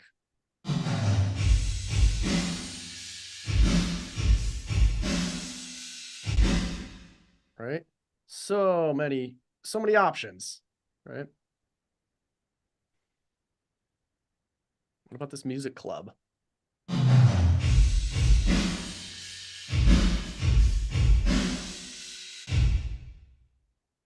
Just gonna play with a couple of them here. Kind of like that large chamber.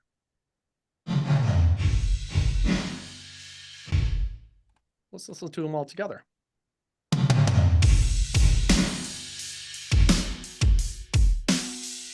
Here's without.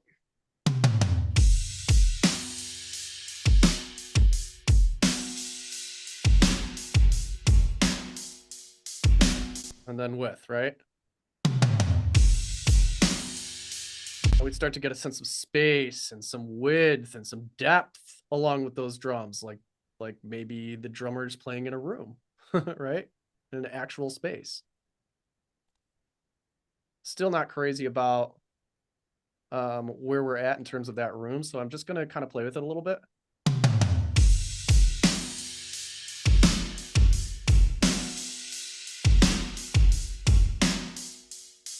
Just gonna bear with me. I'm just gonna scroll through just a few presets.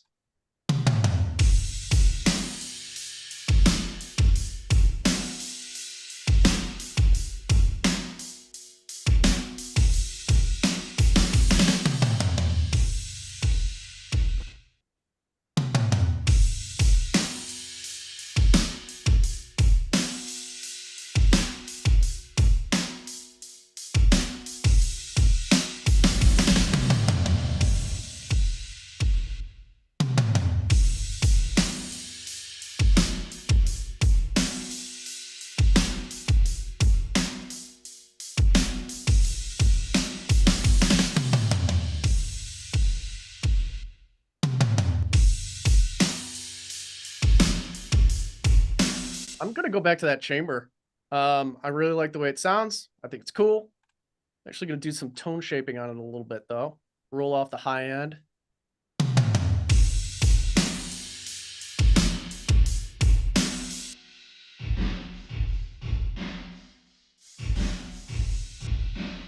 Not quite as slappy.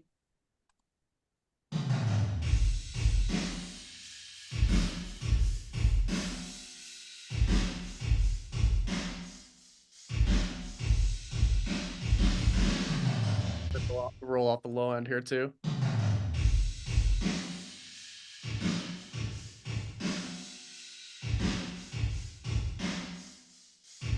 I want a little bit of bump, you know, a little bit of bottom end.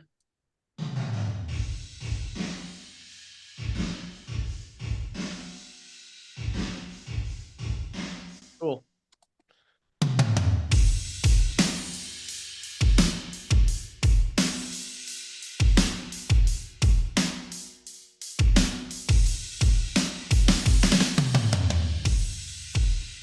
We're going to send a little less kick.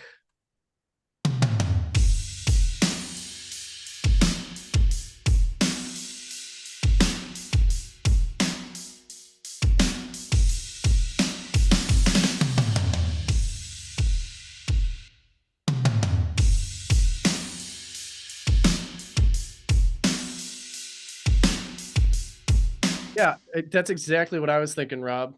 I was thinking the cymbals are too hissy also. So get your drinks ready. Uh-oh.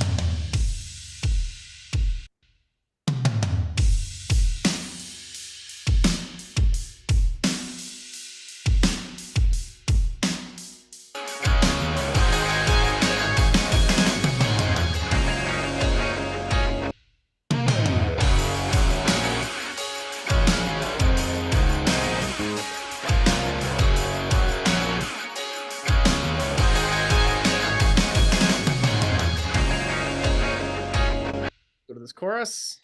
The difference here, guys, in context, I'm just going to mute and unmute just the room.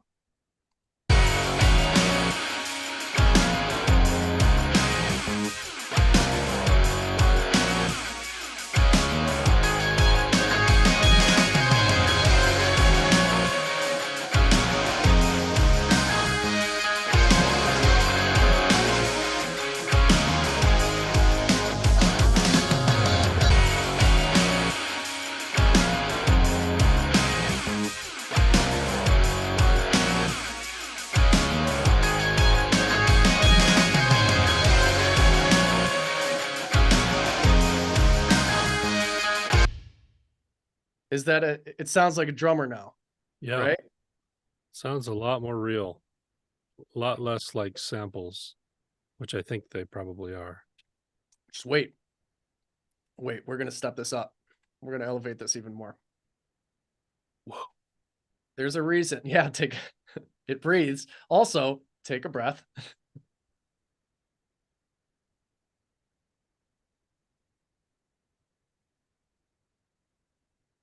Someone guessed it.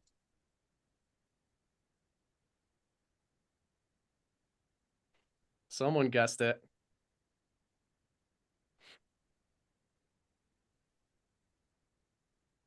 Yeah, we're going to do some bus processing. Right? Remember when I grabbed these reverb tracks and put them into the drum bus? There's a reason for that. It's because I want my drum bus processing to actually affect my fake room track and kind of pull all of this together, right? This isn't something that you have to do. This is just a texture that I personally enjoy and I think sounds really cool. This is a first for Fix the Mix. You've never done this move before live. I've never done a lot of the stuff we talked about today. We're going deep on drums today, guys. Going way off script. Are you guys sad about it?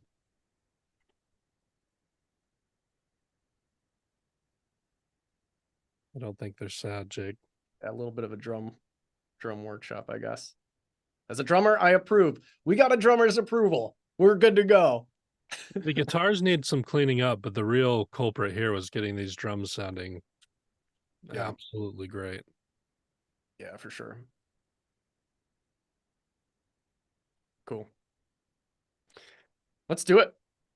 Let's get in there. So right now we're just going to do like a little bit of kind of like, we're just going to like season this thing, right? The majority of the meal is done, right? We just now add some herbs and spices. And this is like the flavor that's just going to make this thing kind of like, ooh, a cooking analogy. I'm in. It's for you. Let's go. All for you.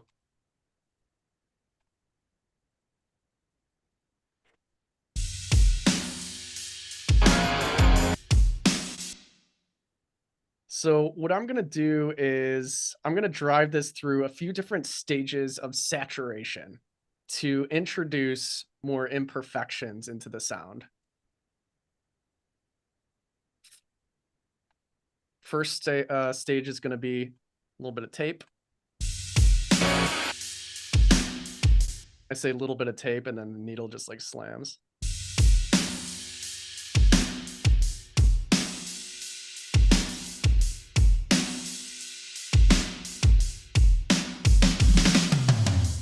So we can choose to go a little bit more vibey with it with the 456, and it actually has kind of like more of a mid-range kind of bump, right?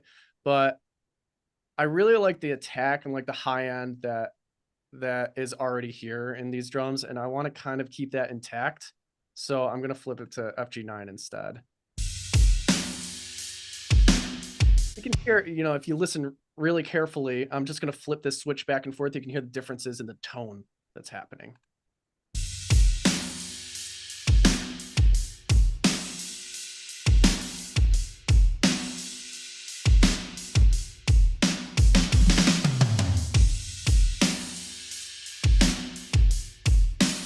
Right? A little bit more top end with the FG9. So that's where I'm going to stay. I like how that sounds.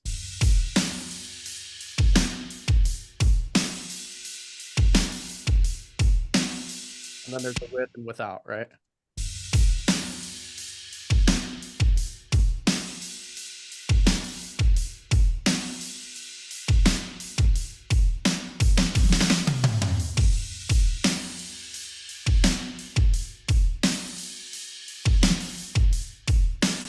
Cool. I'm happy with that. These are very, very subtle, like 1% kind of moves, guys. You know, we've done all the heavy lifting now.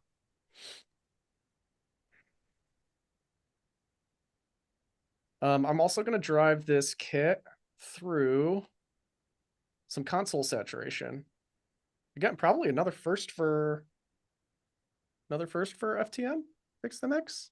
I don't think I've talked about console emulation on a previous Fix the Mix, but just another layer of saturation. We're going to see how it affects the sound. I like to start with the drive all the way up here.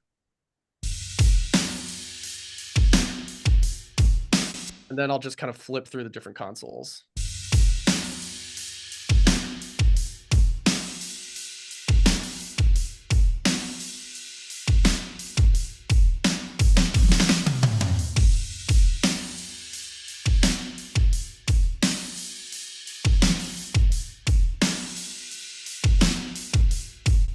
Tube always has like a more vintagey kind of sound to it, you know, which I really, really enjoy. Not sure if it's right for this song.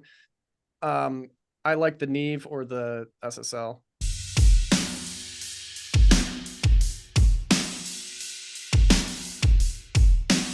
Listen to what it's doing to the snare, right? That's where you hear it the most. Yeah. Yeah, exactly. This is where you can like really tell for sure, right? So I'm just gonna go back and forth between the Neve and the SSL.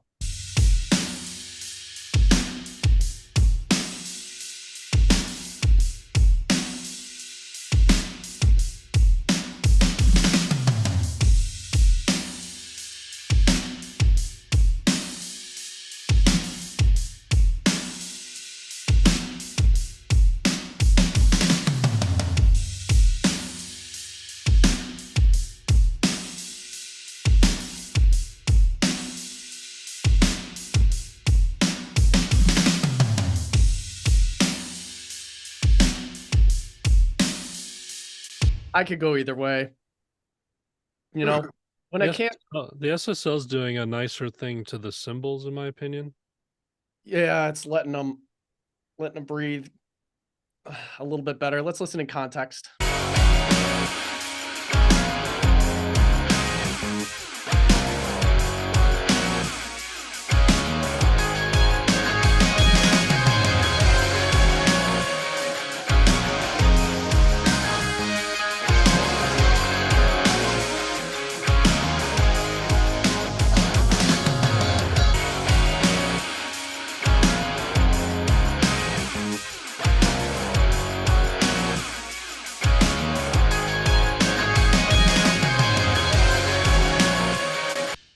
Yep.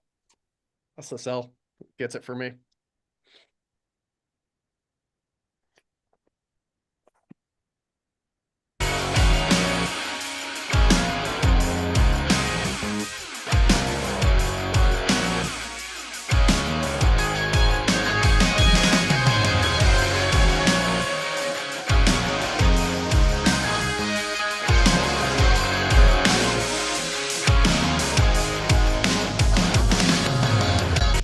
Done. Mix done.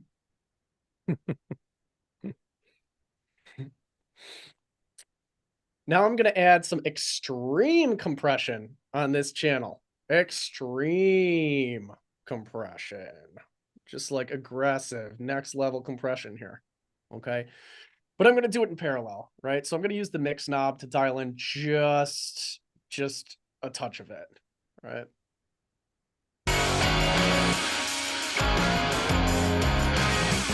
Fast attack, fast release on this thing, and just like cranking it. You know, I've got like between 10 20 decibels of gain reduction happening here. Dial it back.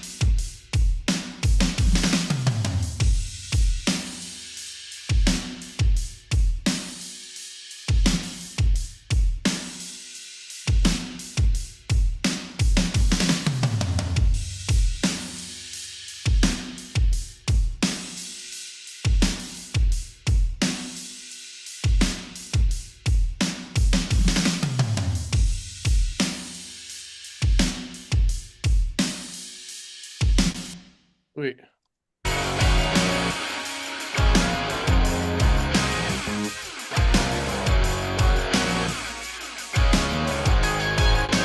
Difference?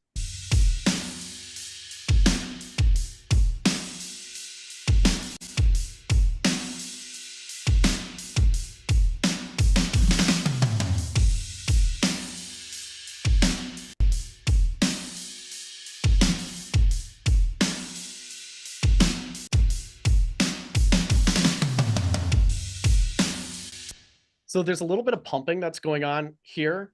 What's happening is the compressor is ducking the high end of the cymbals a little bit every time the kick, the snare, or the toms hit, which I'm actually okay with. I'm okay with a little bit of pumping there. That's why I only dialed it in just a touch, right? If I wanted a little bit more pumping, I can dial this in even more.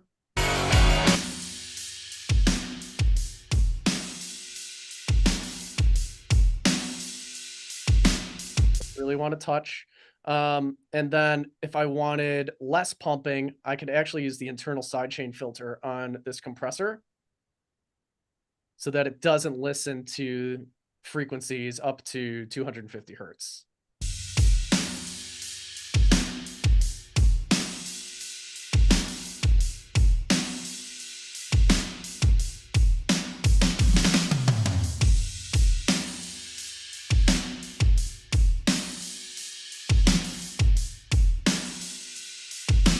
But I actually like the pumping, so I'm going to leave it in. I think it sounds great in context.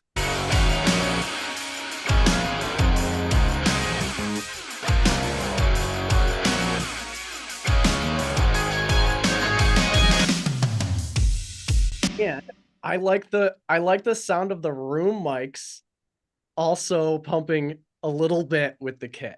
This is why I brought the room mics into the drum bus. It's weird. I know it's a weird thing. It's not how you would like actually hear it in real life, but there's something about that space that compressing the room mics really just kind of like draws attention to more of the sustain and makes the kit feel a little bit bigger. It's kind of an odd phenomenon. Let me turn up the room just so you can kind of hear that.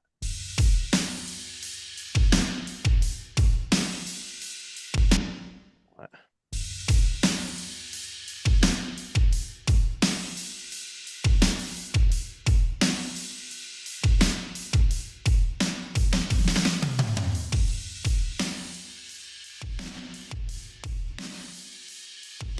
It's this effect, but very, very, very subtle, basically, right?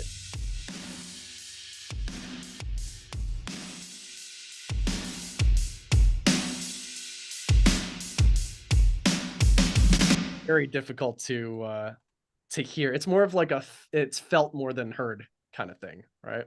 Yeah, almost like a vacuum. That's a good way to put it.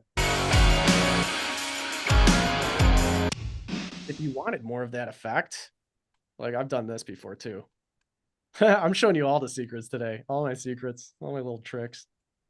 If you wanted more of that effect, you can just compress the room channel.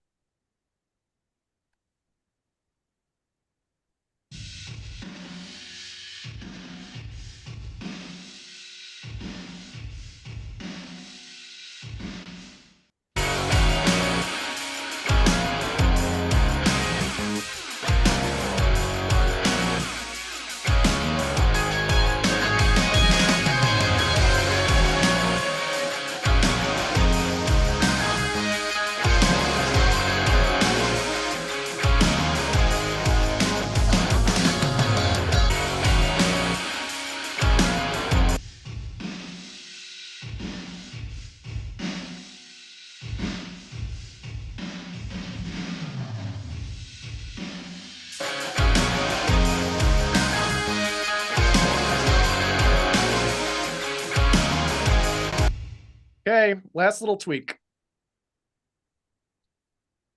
Yeah, I agree, Sean. Like I do. It does sound like a little bit more. It's kind of, it plays tricks on your ears a little bit, right? It's not how you would necessarily hear that room sound, right? Not necessarily how you would hear that in real life. But it's got kind of a cool texture and cool kind of effect to it. I don't know. I'm into it. But it's less about today. It's less about taste. It's more about concepts and understanding how to use the tools to accomplish specific goals. Last thing I'm going to do here is I'm going to tame the dynamics, because we can see that, you know, there are like there's a lot of punch happening here, and I want to try to save a little bit more headroom. So I'm going to use a clipper to do that. If you take a look at this track,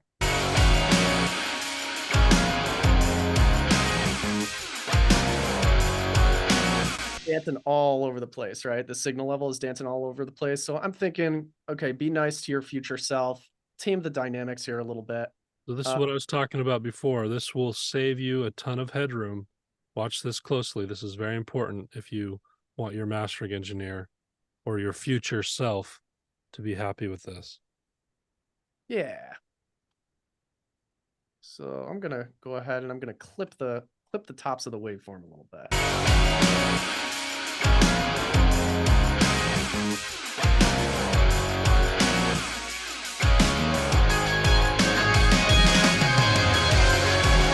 If we just pause this waveform, take a look at this. Look at that waveform. I'm just going to, yeah, this is only showing you what the drums are doing. Right? So we've got a wide dynamic range happening here. The highest peak is way up here, and then the lowest point of that signal is way down here, right? So I just kind of want to narrow that dynamic range without sacrificing all the punch. Right? I want to keep it nice and punchy. I want to narrow the dynamic range, but keep it nice and punchy at the same time. Right? Clipping is a great way to do this on drums, especially because it literally just clips off the top of the waveform. And because of the way that it does it, using like a saturation, basically, it sounds like the punch is still there. So let's bring the ceiling down, and we're going to clip the tops of those waveforms. We're going to do it while we're playing.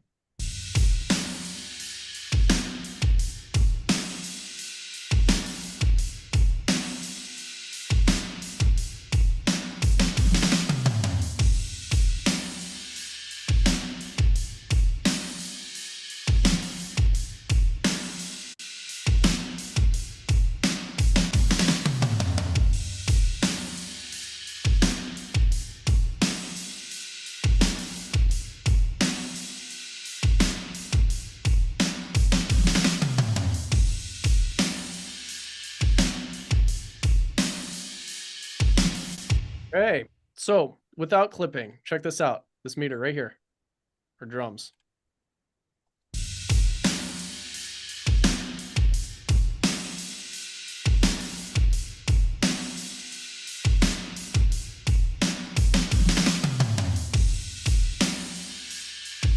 -6, 6.8.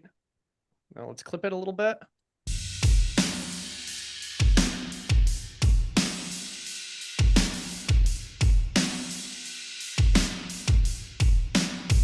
Peaking at -9.2, right? So it's 3. Yeah, exactly.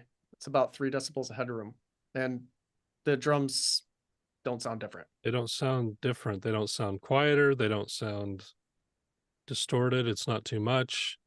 All you're doing is saving yourself a headache later of dealing with those transients. Yeah. And it's just saved energy. It's not making a difference. You could use a limiter here. You can use a clipper. They're very similar.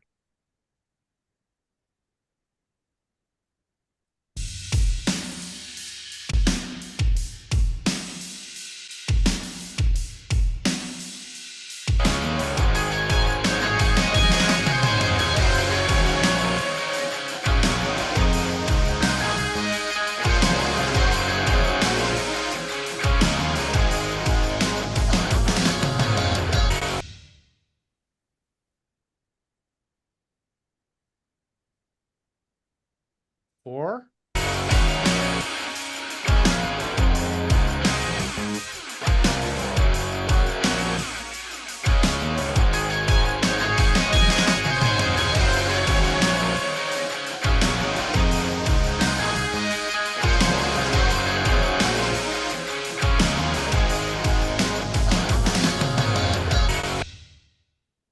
Tasty. Tasty drums. Any questions there, guys? We could do more tweaking on these drums, but we're gonna move on today. You got the big picture stuff, right, everybody? Yeah. Cool. Yeah, big picture concepts, right? How, the why using the tools, why approaching things in a very specific way. It's more about the mindset It's more about what the intent is behind the moves. Why is everything here? Yep. The what doesn't matter. The plugin doesn't matter. Despite the YouTube videos that'll tell you, do these 5 things and win a Grammy. Whether you like don't ever do anything all the time. You understand the principles so that you can use it when it's needed. Yeah, and whether you like the sound, like taste-wise, whether you prefer this drum sound doesn't matter either at this point. It's more about the concepts, and it's more about the intent and understanding how to get to where you want to go. These are similar moves you could use across genre too. Yeah, absolutely. Similar concepts, similar principles.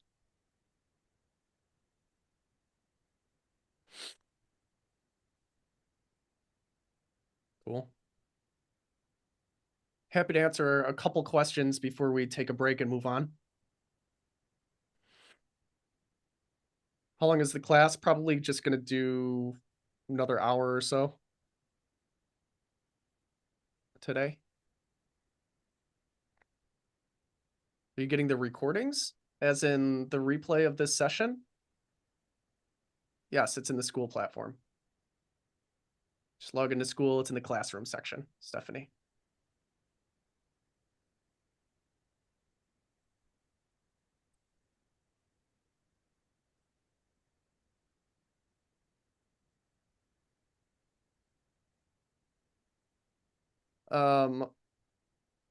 I don't know if I'm using, I don't know what version of Logic I'm using.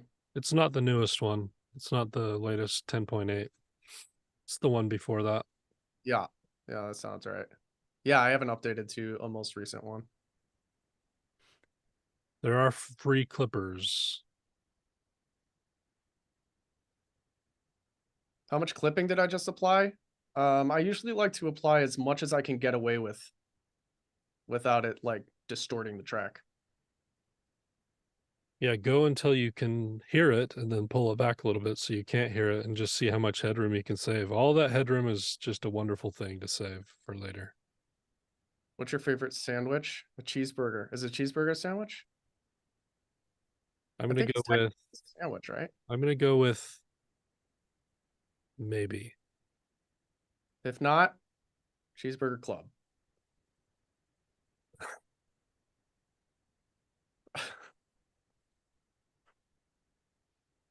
How much does DAW choice matter? That's a good question. Not as much as people might have you believe. Doesn't really matter. Just get good at what you have. Yeah, but enough for it to matter that you feel comfortable, right? That's all it comes down to. Do you feel comfortable in the DAW? Yeah, it doesn't matter externally. It matters internally to you. What's your best recommended free clipper, Jake? Probably Venn Audio free clip. Venn Audio, VENN Audio free clip. Yep, free clip.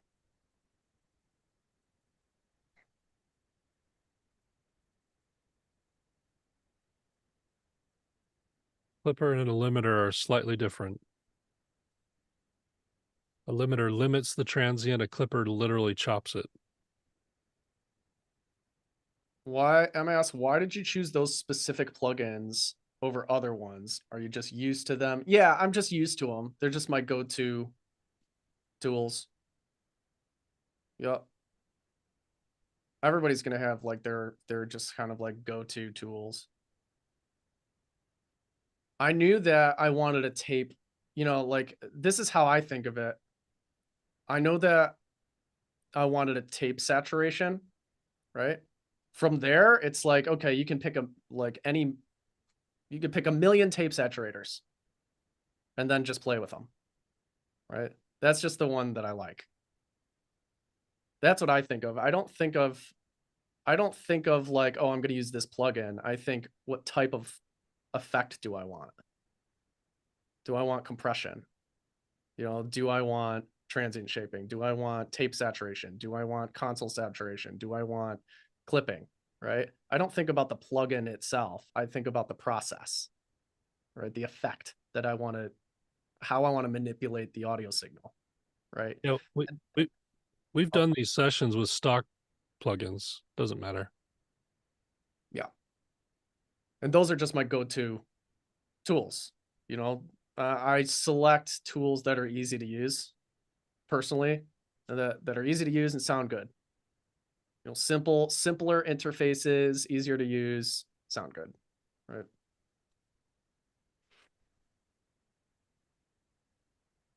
That tape machine is a Slate one as well. No, I'm not considering the reference track at all at this point. I'm just going with my gut for these drums. I would, you know, in that scenario, if the artist was like, "Hey, I want my drums to sound like, you know, this. I want them to sound like B, but I received A." Like that's a conversation, that's a discussion.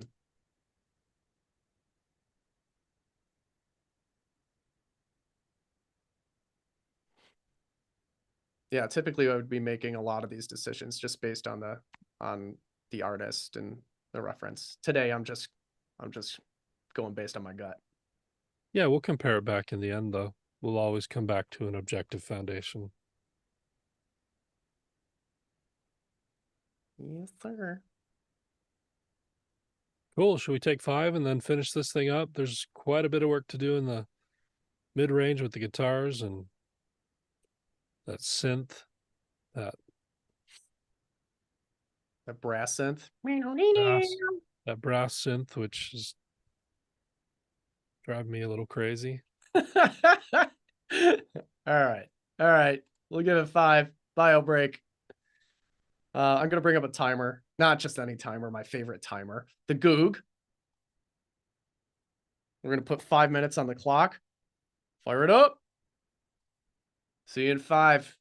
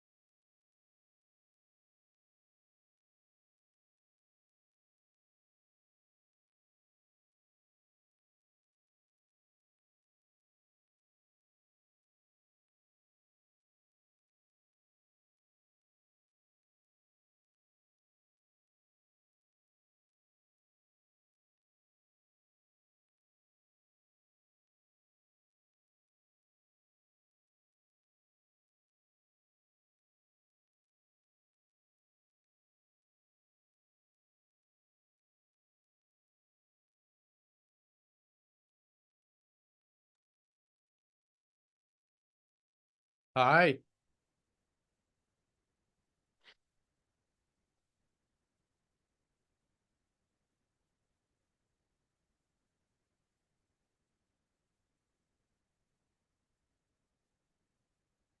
What's happening? Did everybody have a good break?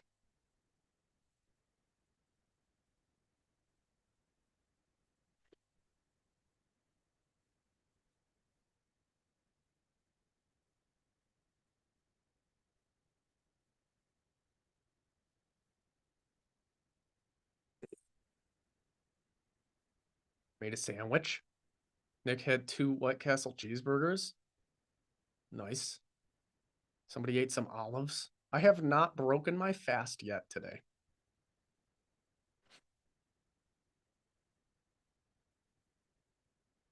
Someone had a steak. It's awesome.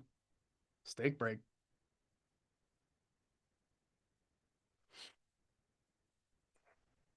Somebody's wondering when the long reverb's going to come in.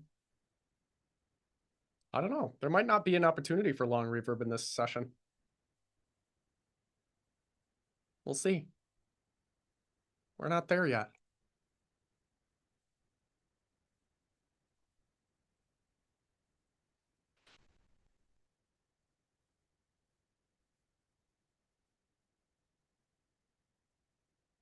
I went and bought a 1 year to Slate. Thanks.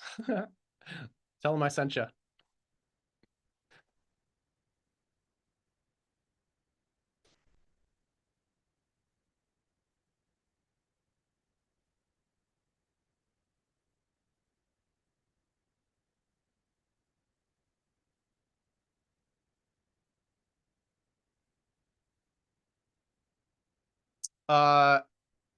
Axhot, I don't know if I'm pronouncing your name right. How does oversampling affect the audio? The best way to hear what oversampling is doing is to run a few tests on your own. That's like my short answer for you on that. You can go down the rabbit hole with oversampling. Totally. However deep you want to go there.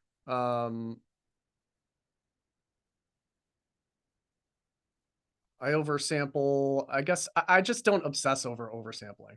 I oversample when I can. If it's an option, I might just click it on. As long as it's not killing my CPU or anything like that. What can you use to test? Anything. Anything.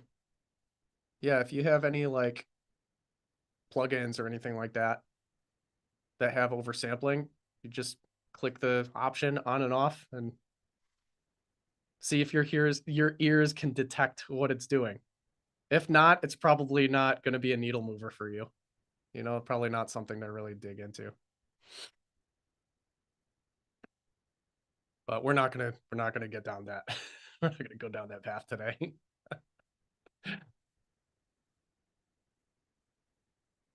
Buffer settings for mixing.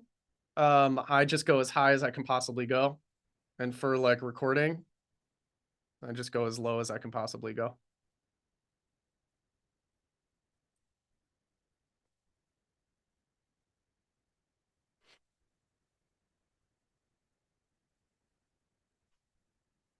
Do you prefer detailed direction from the artist, or would you prefer to have creative control? It depends on what the artist is like. You know, it really depends on the artist's personality and what their emotions are, what the emotions are tied to their work. You know, you got to get a sense for each artist.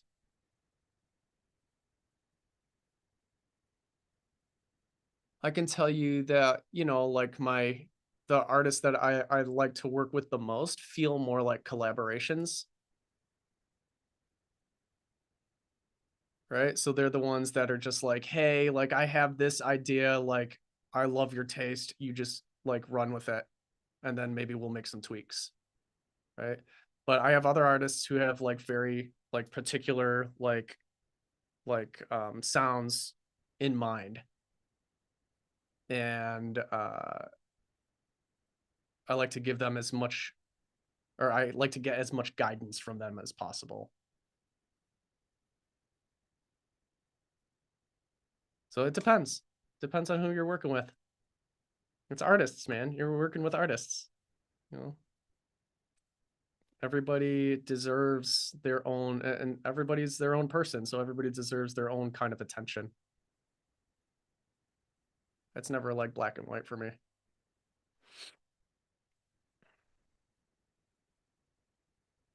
Yeah, I don't obsess over like pre or post fader too much. I just use whatever's standard in Logic. I think it's post fader. Unless I need to for whatever reason, but I can't even name a reason, to be honest. Can't remember the last time I did like a pre-fader send.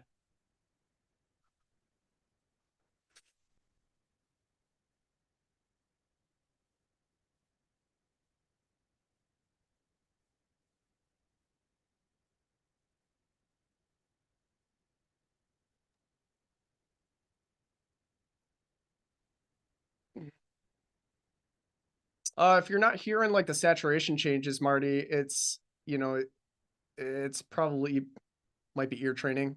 You know, it could be your room lying to you. Said you're in headphones. You know, very, very subtle, you know, saturation is very, very subtle kind of changes, you know. So it requires like a lot of either practice, experience, or ear training, or all three.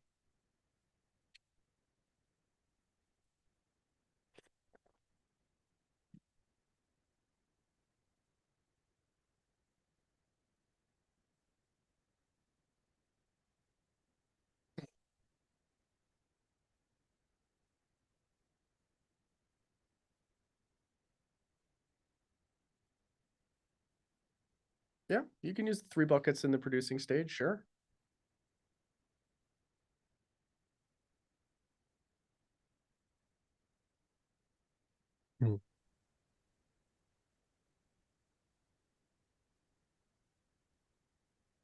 Cool. Let's move on, guys. I think I'm pretty happy with where the drums are right now. I'll do a reference check on those in a little bit, just to make sure.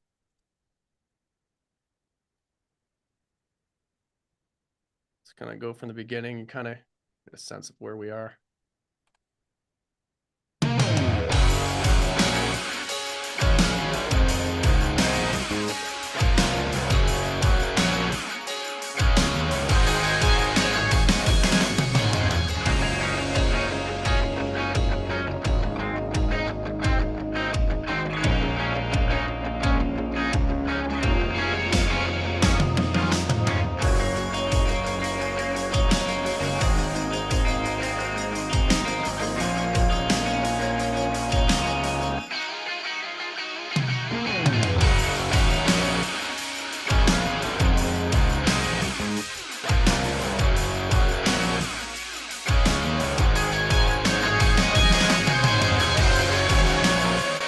Brought that snare down in volume a little bit. It was a little bit too far forward. I wanted to sound a little more like a part of the kit.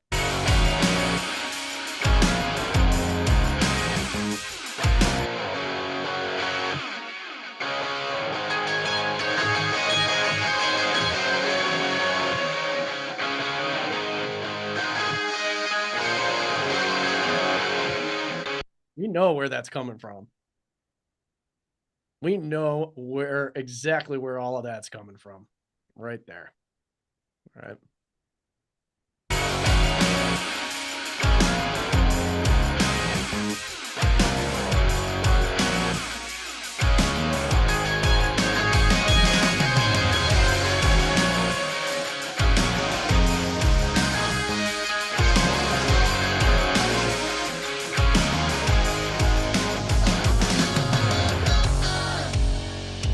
Turn off that brass lead for a second.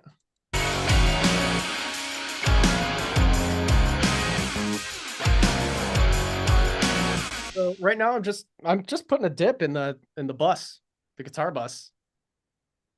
Just around this 500 to 1K area.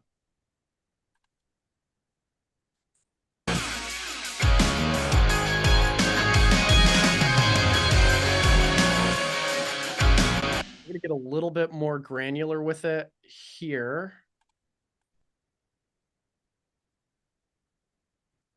Bust these choir leads together. What we got?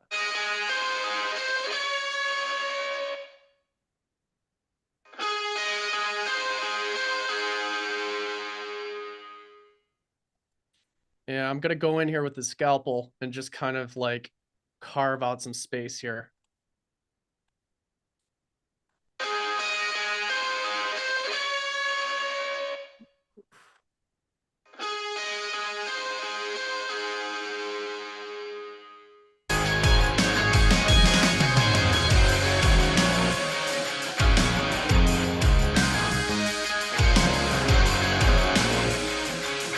Difference. With the cut. Where's the harshness? It's gone. Yeah. It's gone. Let's check these.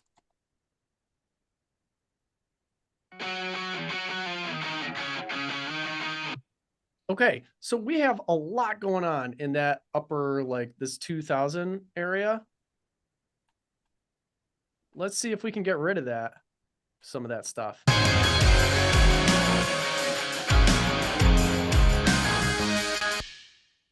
Right.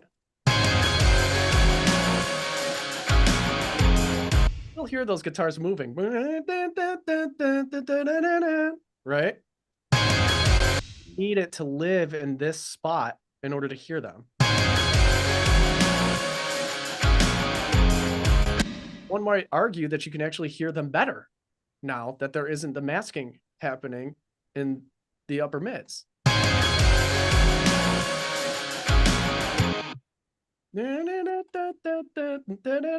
So I'm going to grab a filter and just filter out the low end there too. A little bit more of that.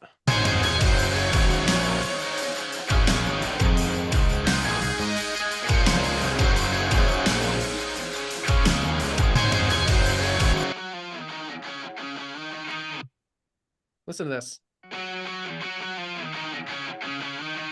Hear all that honky information? It's almost a, if you can make this sound, that's what we're hearing. Right? And then when I pop the EQ on, goes away. Let's listen again. We go back and forth.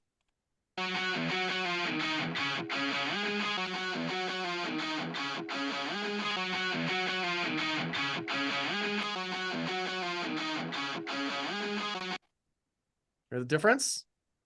2K.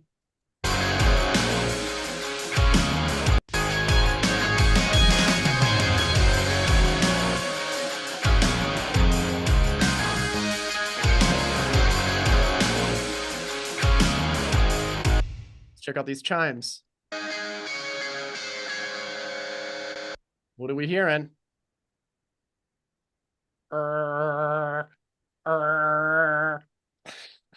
Right? Exactly. Let's save that space. Doesn't need to be there. Does not. It's exactly the spot where the vocals need to be shining through as well a lot of the time. Right in there. They're just going to be competing.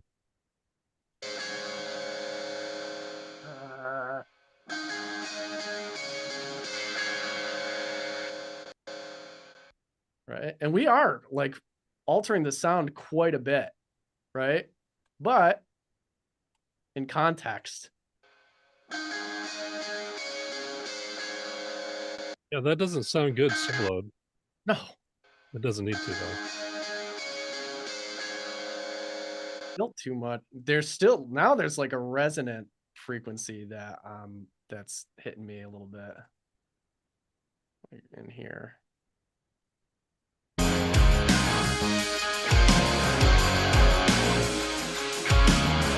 In there.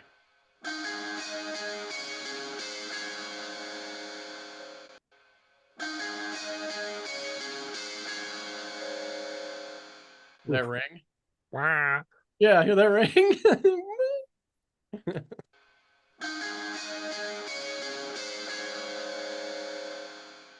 I just got rid of that. It still sounds terrible, right? Like, before and then after. We've kind of carved out a ton of information. Let's get it in the mix, though.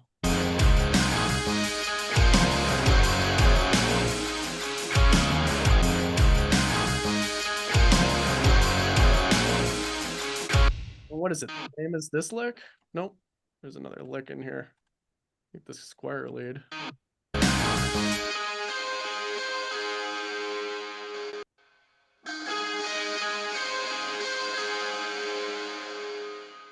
Probably do with a rebalance here a little bit too.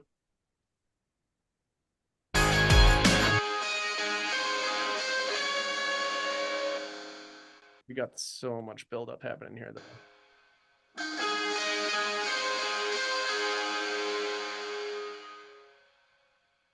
Those parts will never play independently of each other. They will always play together. These two parts, right? This part right here.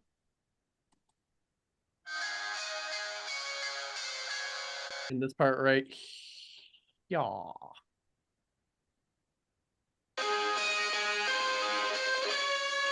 They will always play at the same time, right? So knowing that, it means we can be a little bit more aggressive with our moves on one track or the other track. What are we doing over here?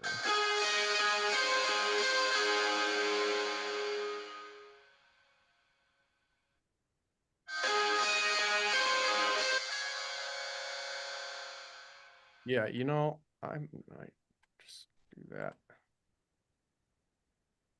This as well.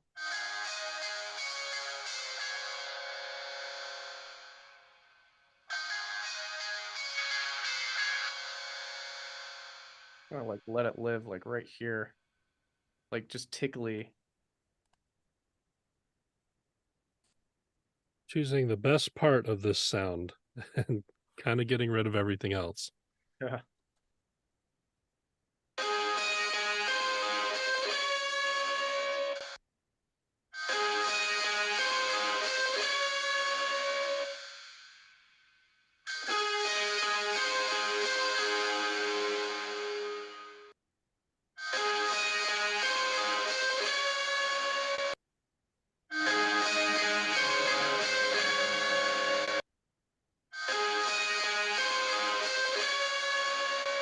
I'm gonna grab this.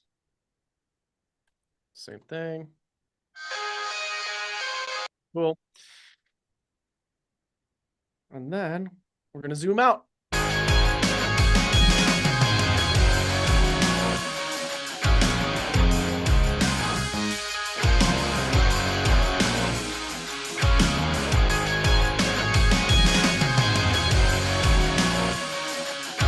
Grab these twinkles.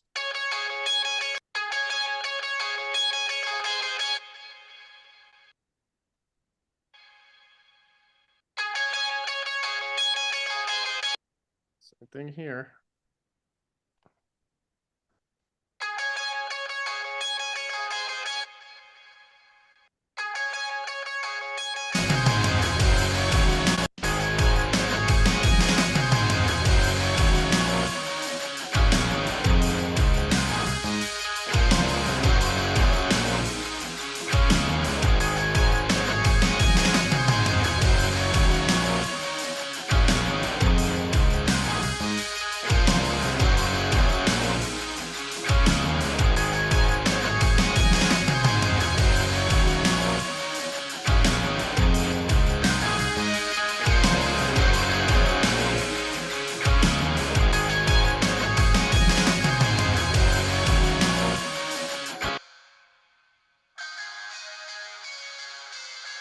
I want one of them to have a little bit more body.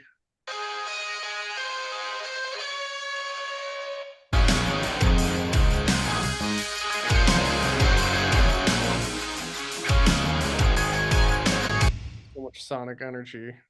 dipping it down in the mix a little bit. So I'm just compensating for the cuts.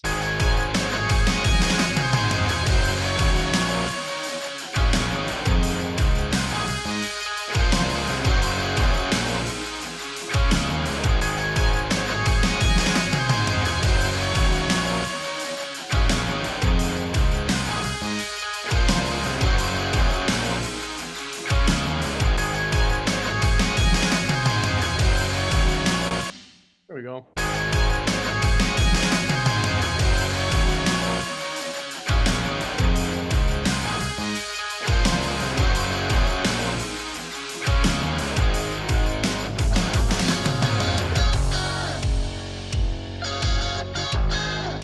That's probably the biggest trouble area.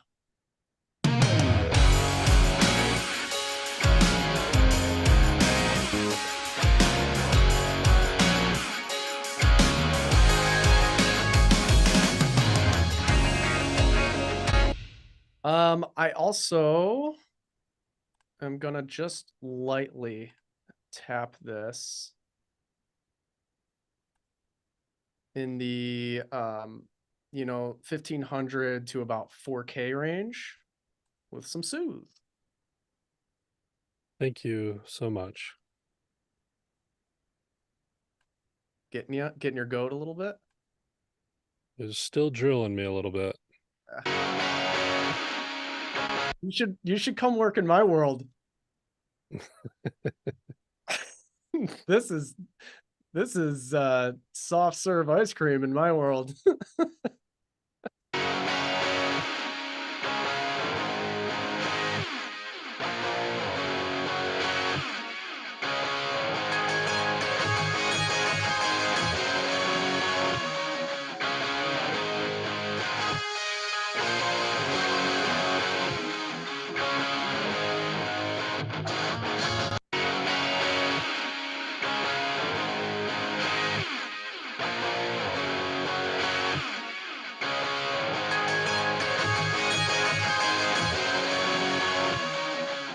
It's there, dude. Right in that side.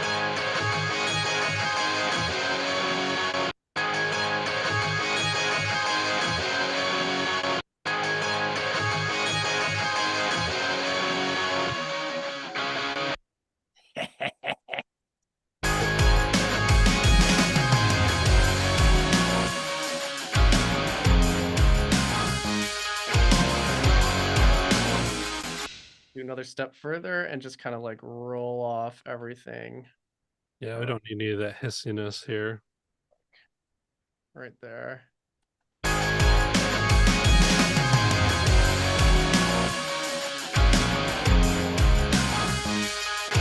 Our bus here, by the way.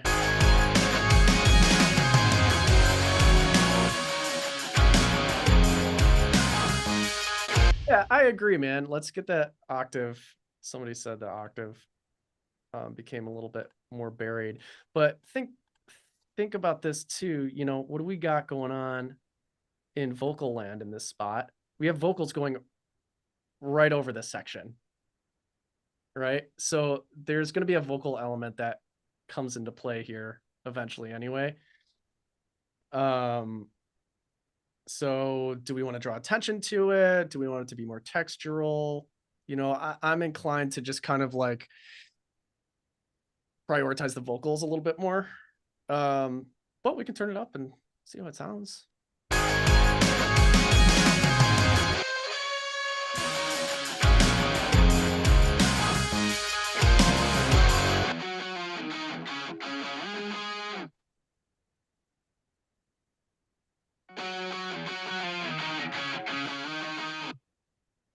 Turn it up a little bit. If you want to hear it.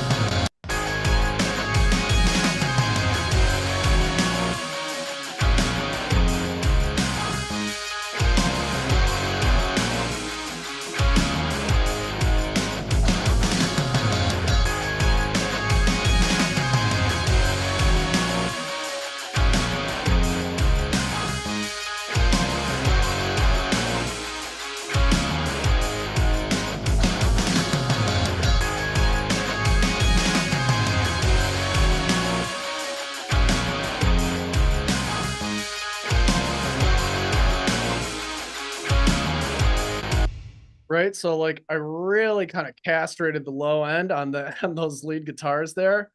But because I saved all of that energy, it's kind of has a smaller space to kind of live within, and it actually makes it clearer and creates a little bit more separation. Right?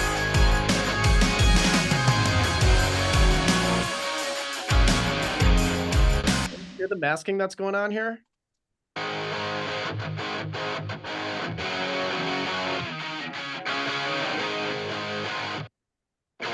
Right? Like there's a lot of masking happening here. Both of those parts are kind of tough to differentiate. And now let's add the EQ on the lead guitar.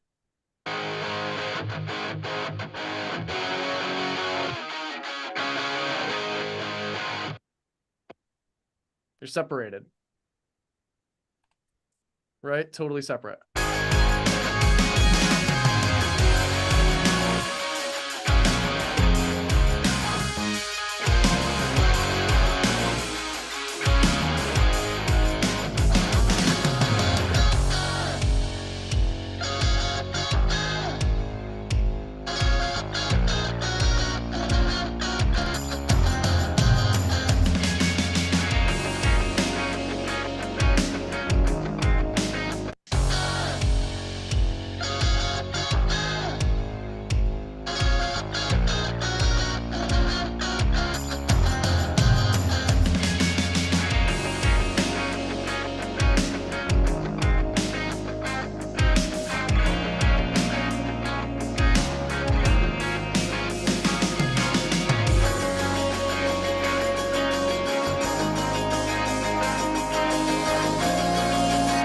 Bring the room mics down on that. A little bit of that like slappy thing happening on the hi-hat here.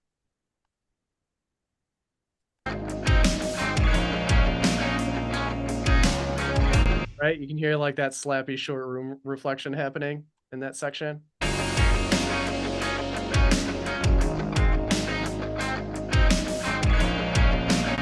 Kind of rolled that out on the room mic. Sounded good now? Cool.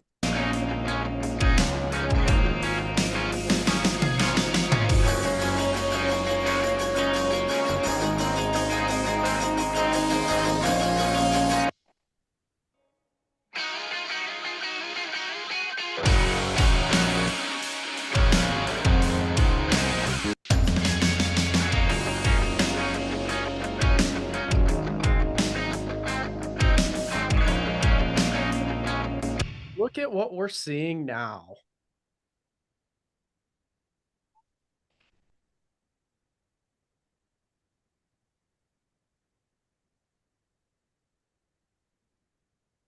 The curve. That's right. The curve. We're starting to see the curve. Now, when we bring vocals in, we're probably going to have to manage this a little bit more, right? Because we had the vocals. We're going to see probably where the vocal lives, right? In this little bump in here. So we will have to keep that in mind and probably have to do a little bit of kind of like circling around once we bring in the vocals, but I'm feeling pretty good about where that stuff is sitting right now. Shall we reference?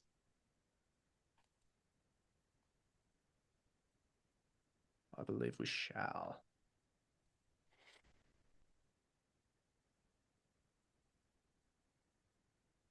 So what do you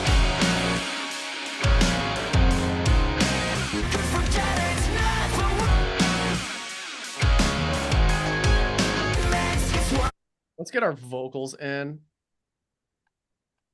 just so it doesn't screw up the algorithm for level matching.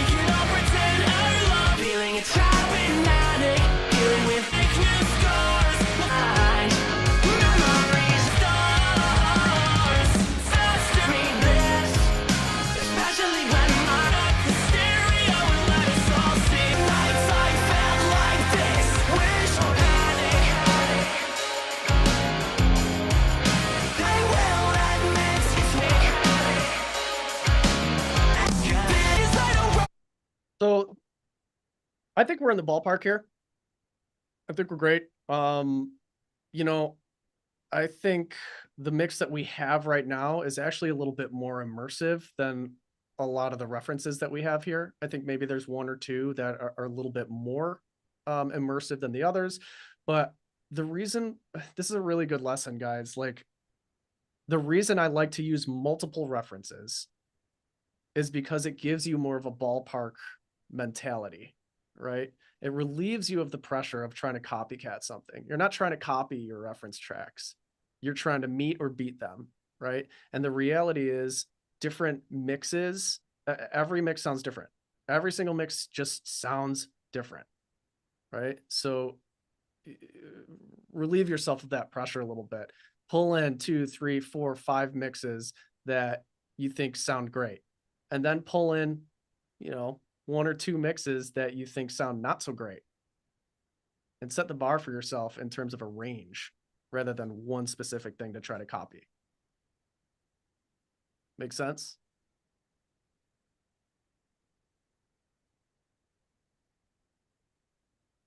I think we're pretty close, guys. In terms of the instruments, you know, there's some tweaking that still needs to happen here, a little bit here and there, but I think the major kind of movers have been tackled, and we still haven't mixed the vocals yet. All right. So we still have to do a little bit of vocal work to kind of get this sitting where we need it to sit. But overall, you thinking you're just going to mute the horns? At least for now, I'm going to wait until the vocals come in to see how they play with the vocals. So for now, I'm keeping the horns out. Once we get that focal point into the mix, the vocal that normally sits in the spotlight, we'll assess what the horns are trying to do. Are they trying to steal the spotlight away from the vocal, or are they there as a nice supporting element or a co-star to that vocal? Who knows, right? But we'll get to that. All on day 3. Any questions, guys, before we hop back in? We've got like, I think we have another lesson to teach real quick before we up today. Yeah. Let's do that real quick. Gave you a mastering tool to use yesterday. We've been using the PAS today. I hope you're getting kind of a bit of an understanding of how that works. And it's kind of informing, right? You can look at it and you can see the effect that you are applying to the track in real time. And it's objective. Of course, at the end of the day, we have to do what's right for the track, but it helps you pull things within a ballpark, which I think is really valuable. So another tool I want to help you with today is dynamics. And we actually had a pretty good demonstration of this earlier. When we looked at those drums, we could see that there were these rogue transients. A lot of times that's hard to see in a mix. It's easier to see in a master because you bounce everything down to a stereo track. When you pull it into the new session, all of a sudden it's either going to look pretty well controlled or it's going to have all these transient spikes in it, which are then hard to control. You, as the mastering engineer, you push back on the mix, you give them a call and say, hey, we need to control those a little bit more because I won't be able to master this to the effective loudness if this is what you send me, or at least it will be harder for me to. Why don't we fix these in the mix? So we found a tool that you can actually apply to your mix session, though, that will give you this information so you don't have to wait to bounce it down to see these transients. Again, this is what it would look like if you got a mastering session like this. We got some problems because either I'm dealing with those transients, which they need to be dealt with, or I'm not. And if I'm not, then I can't glue the track together. Mastering is just kind of that last little bit of glue. It's just supposed to subtly push everything together and make it a little more cohesive. If I have to deal with these transients, I'm not even getting to the core of the track to do that glue. I'm dealing with transients. So again, if we can solve these earlier. So Jake, why don't you show them this plugin? It's something you can start to apply like the PAS onto your mix session to give you a glimpse of those transients it can give you insight into when we might need to tame them. Yes. Yes. We like observation tools. More of them, please. Check this out. I'm going to use a free plugin by a company called Press Play. It's called Wave Observer. Remember when I pulled up the Klipper before and it was showing you those waveforms kind of moving across that visual display, right? This is the same exact thing, but it's designed to do just one thing. It's not designed to clip. It's just designed to observe, right? As the name implies. Check it out. My reference. You can tell that it's mastered, right? Because we see sausage, not buzzsaw. Then we change to mine. We'll see something a little bit different. I'm leaving us behind. I'm feeling it's hypnotic. Dealing with time is through my mind. Buzzsaw. Right? We start to see a little bit more of that transient energy. That's probably the drums hitting, right? If I were to turn the drums off. I'm leaving us behind. I'm feeling it's hypnotic. Dealing with time is through my mind. Pretty well controlled, right? We can see that the range is all pretty like consistent, solid, right? Now let's bring those drums back in. I'm leaving us behind. I'm feeling it's hypnotic. Dealing with time is through my mind. Memories are tragic. Dude, like still, like pretty solid. Pretty good. It just informs you. It just informs you of where things are popping up. Let's quickly show what we would do to tame those a little bit more. So if you saw this, what do you learn from it? The drums might be either a little too loud, maybe they're not limited or compressed enough. So then we can go in. We applied a Klipper. Maybe we need to do some more of that, or maybe we just need to turn things down a little bit. Let's see how we could make this look a little bit more controlled right now. Yeah. So knowing what we know now with the Wave Observer, we've seen those hits happen. We've seen those transients happen, that big fat audio energy, right? And it's most likely coming from the low end of the kick and the punch of the snare, right? Those are probably the offenders.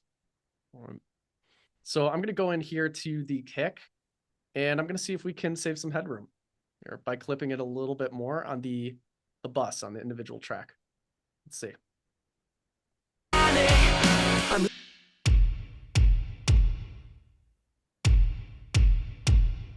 See how much headroom we can save on this.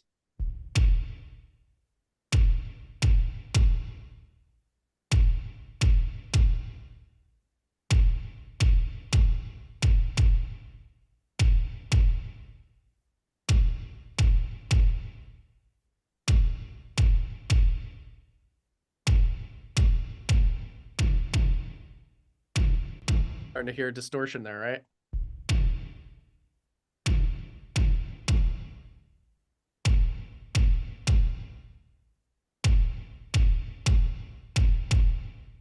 Probably right around there is that's around 3 decibels of gain reduction. So we're going to save about 3.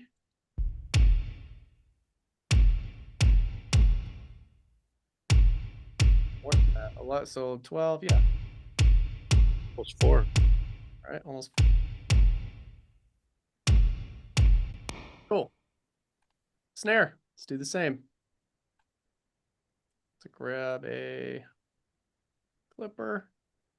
Flip that bad boy.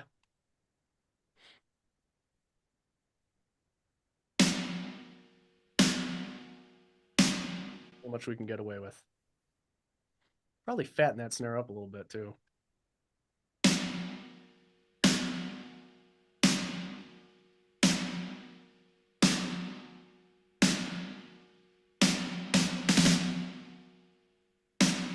Clippers are so great on drums, man. They're just so.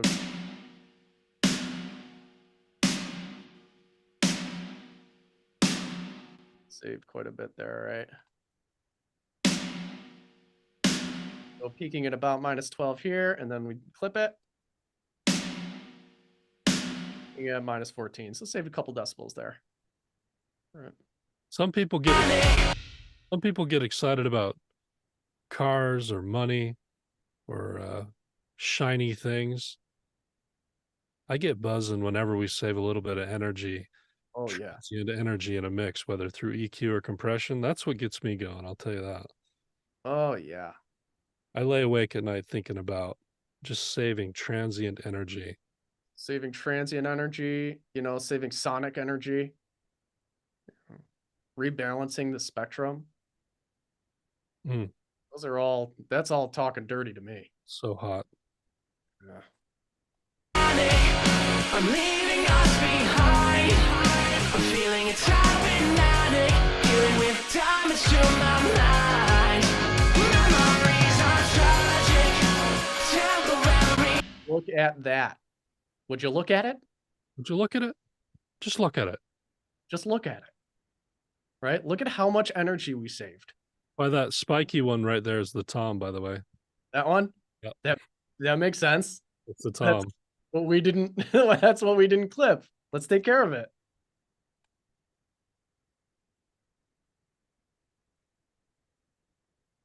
Save that headroom. Would you look at it? Did you look at it? Just look at it.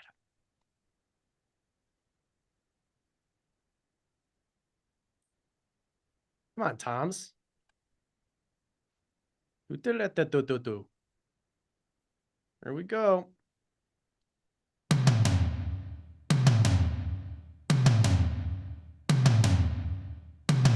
Wow. Spike those. Sweet. Look how much we got away with there. Wow. It's like six decibels.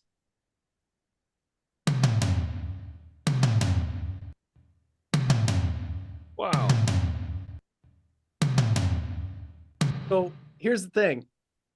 This is why clippers are great on drums too, right? Because drums, like some drums will just like hit so super hard that the saturation effect of pushing a clipper so hard actually benefits the attack of the drum, right? Yeah. Gives it some bite sometimes. Yeah, it gives it a little bit of bite. Right. It's cool. I am you know, just quick diversion.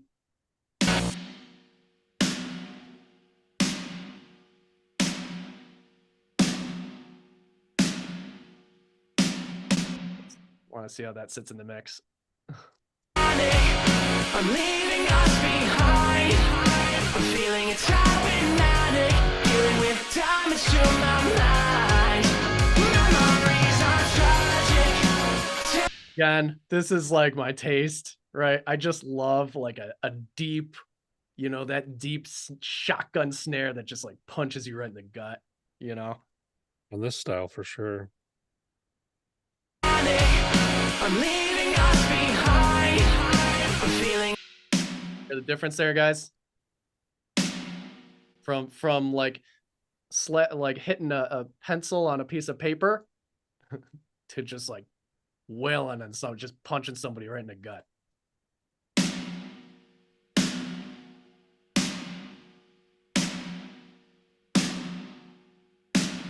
It's lower, like Caleb was talking about. I think it was today or yesterday. It's all one long day to me. Yeah. Days Oh. are together. Will you do It one was little yesterday. will you Where do me one little flavor on that? Sure. A little transient shaper on there. Sustain. Take that little resonant off. Let the reverb do the resonance. It's a little like resonant-y. That ring. I think I had a note to fix that ring. Yeah, the ring. Just There it is. there it is. We think so alike. Let the room sound give the space, and we'll take that ring off. You want to do it with transient shaping? I would, but you could do it with an EQ if you want. Let's do both. Okay, let's compare them.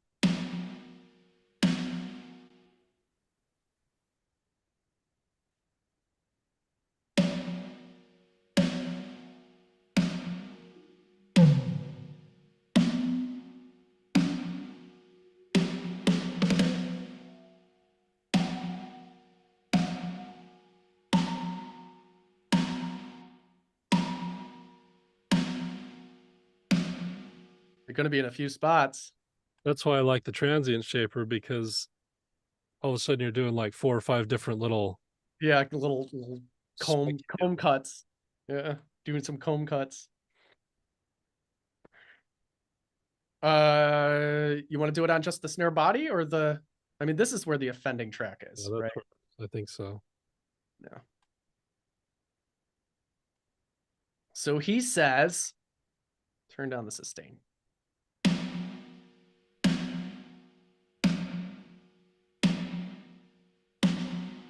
Let's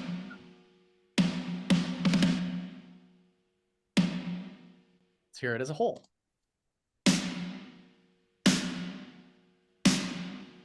Better. It's better, but still there a little. Yep. And never to be heard in context. I'm leaving us behind. I'm feeling it's happening. Dealing with damage to my mind. Memories are tragic, temporary bliss, especially when my head. And while we're at it, we've taken a really long road away from like talking about dynamics now, guys. Like, although we are still doing some dynamics like editing, I just want to toss one more thing in here. We'll pick it up one more time when we're done, but are you gonna fatten that up a little more? No, I want to tighten up the kick a little bit more.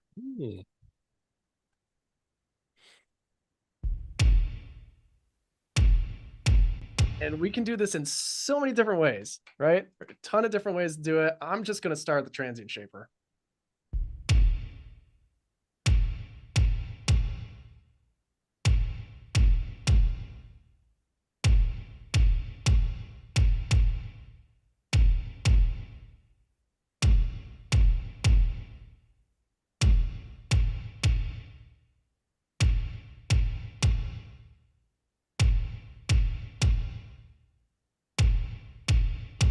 And then I'm going to A/B it with something else. Oh, not all that though.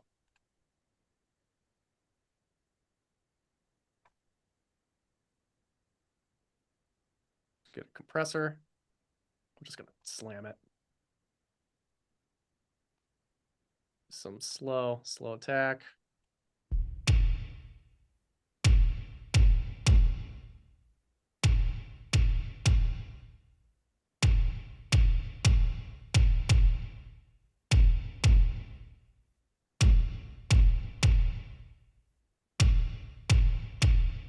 And now we'll just kind of A/B it.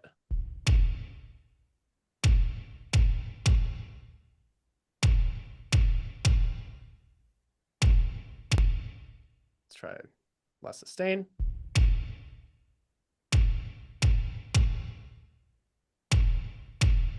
Tighter. The compressor's tighter. See, we still get that kind of like woofiness still creeping in here with the transient shaper. With the compressor focused, tightens it right up.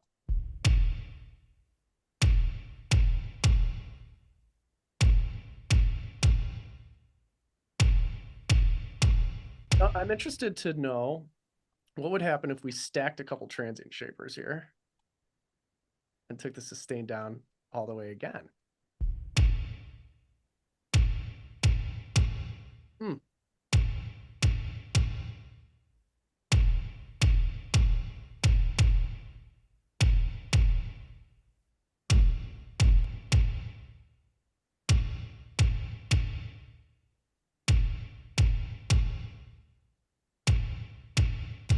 Tighter. Actually gonna loosen it up a little bit.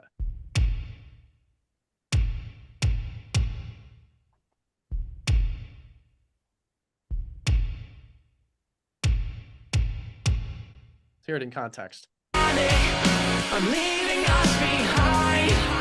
I'm feeling it's hypnotic. Dealing with time is through my mind. Memories are tragic, temporary bliss. Especially when I panic. I'm leaving us behind. I'm feeling it's hypnotic. Dealing with time is through my mind. I still like the compressor better. I'm leaving us behind. It just yeah, that's it, Brandon. It just like allows the kick to be more focused, but still have like that body and that boom, boom, you know, that thud, right? I'm leaving us behind. I'm feeling it's hypnotic. Dealing with time is through my mind. Memories are tragic. You can dial it back a little bit with the mix knob. I'm leaving us behind. I'm feeling it's hypnotic. Dealing with time is through my mind. Memories are tragic. Temporary bliss. Especially when my Tighter. We maintain the right amount of thud, in my opinion. Again, this is a thud that I'm comfortable with and a thud that I enjoy, right? Everybody's gonna be different. Everybody's gonna fall different places on the spectrum. Your artists or your clients are gonna fall in different places of the spectrum too. Totally cool. I'm leaving. I'm happy with this. I'm sticking with it. I'm leaving us behind. Anyway, Let's look at the PAS and that other whatever thing whatever we you call it. time, and then we'll call it. I'm leaving us behind. I'm feeling it's hypnotic. Dealing with time is through my mind. Memories are tragic. That's a really nice curve right now without doing any vocal processing. Right? That means we killed a lot of the problem by taming those upper mids on those guitars, right?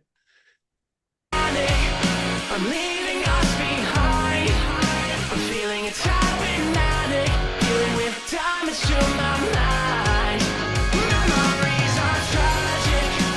Temporary bliss. Especially when I panic. I'm leaving us behind. I'm feeling it's hypnotic.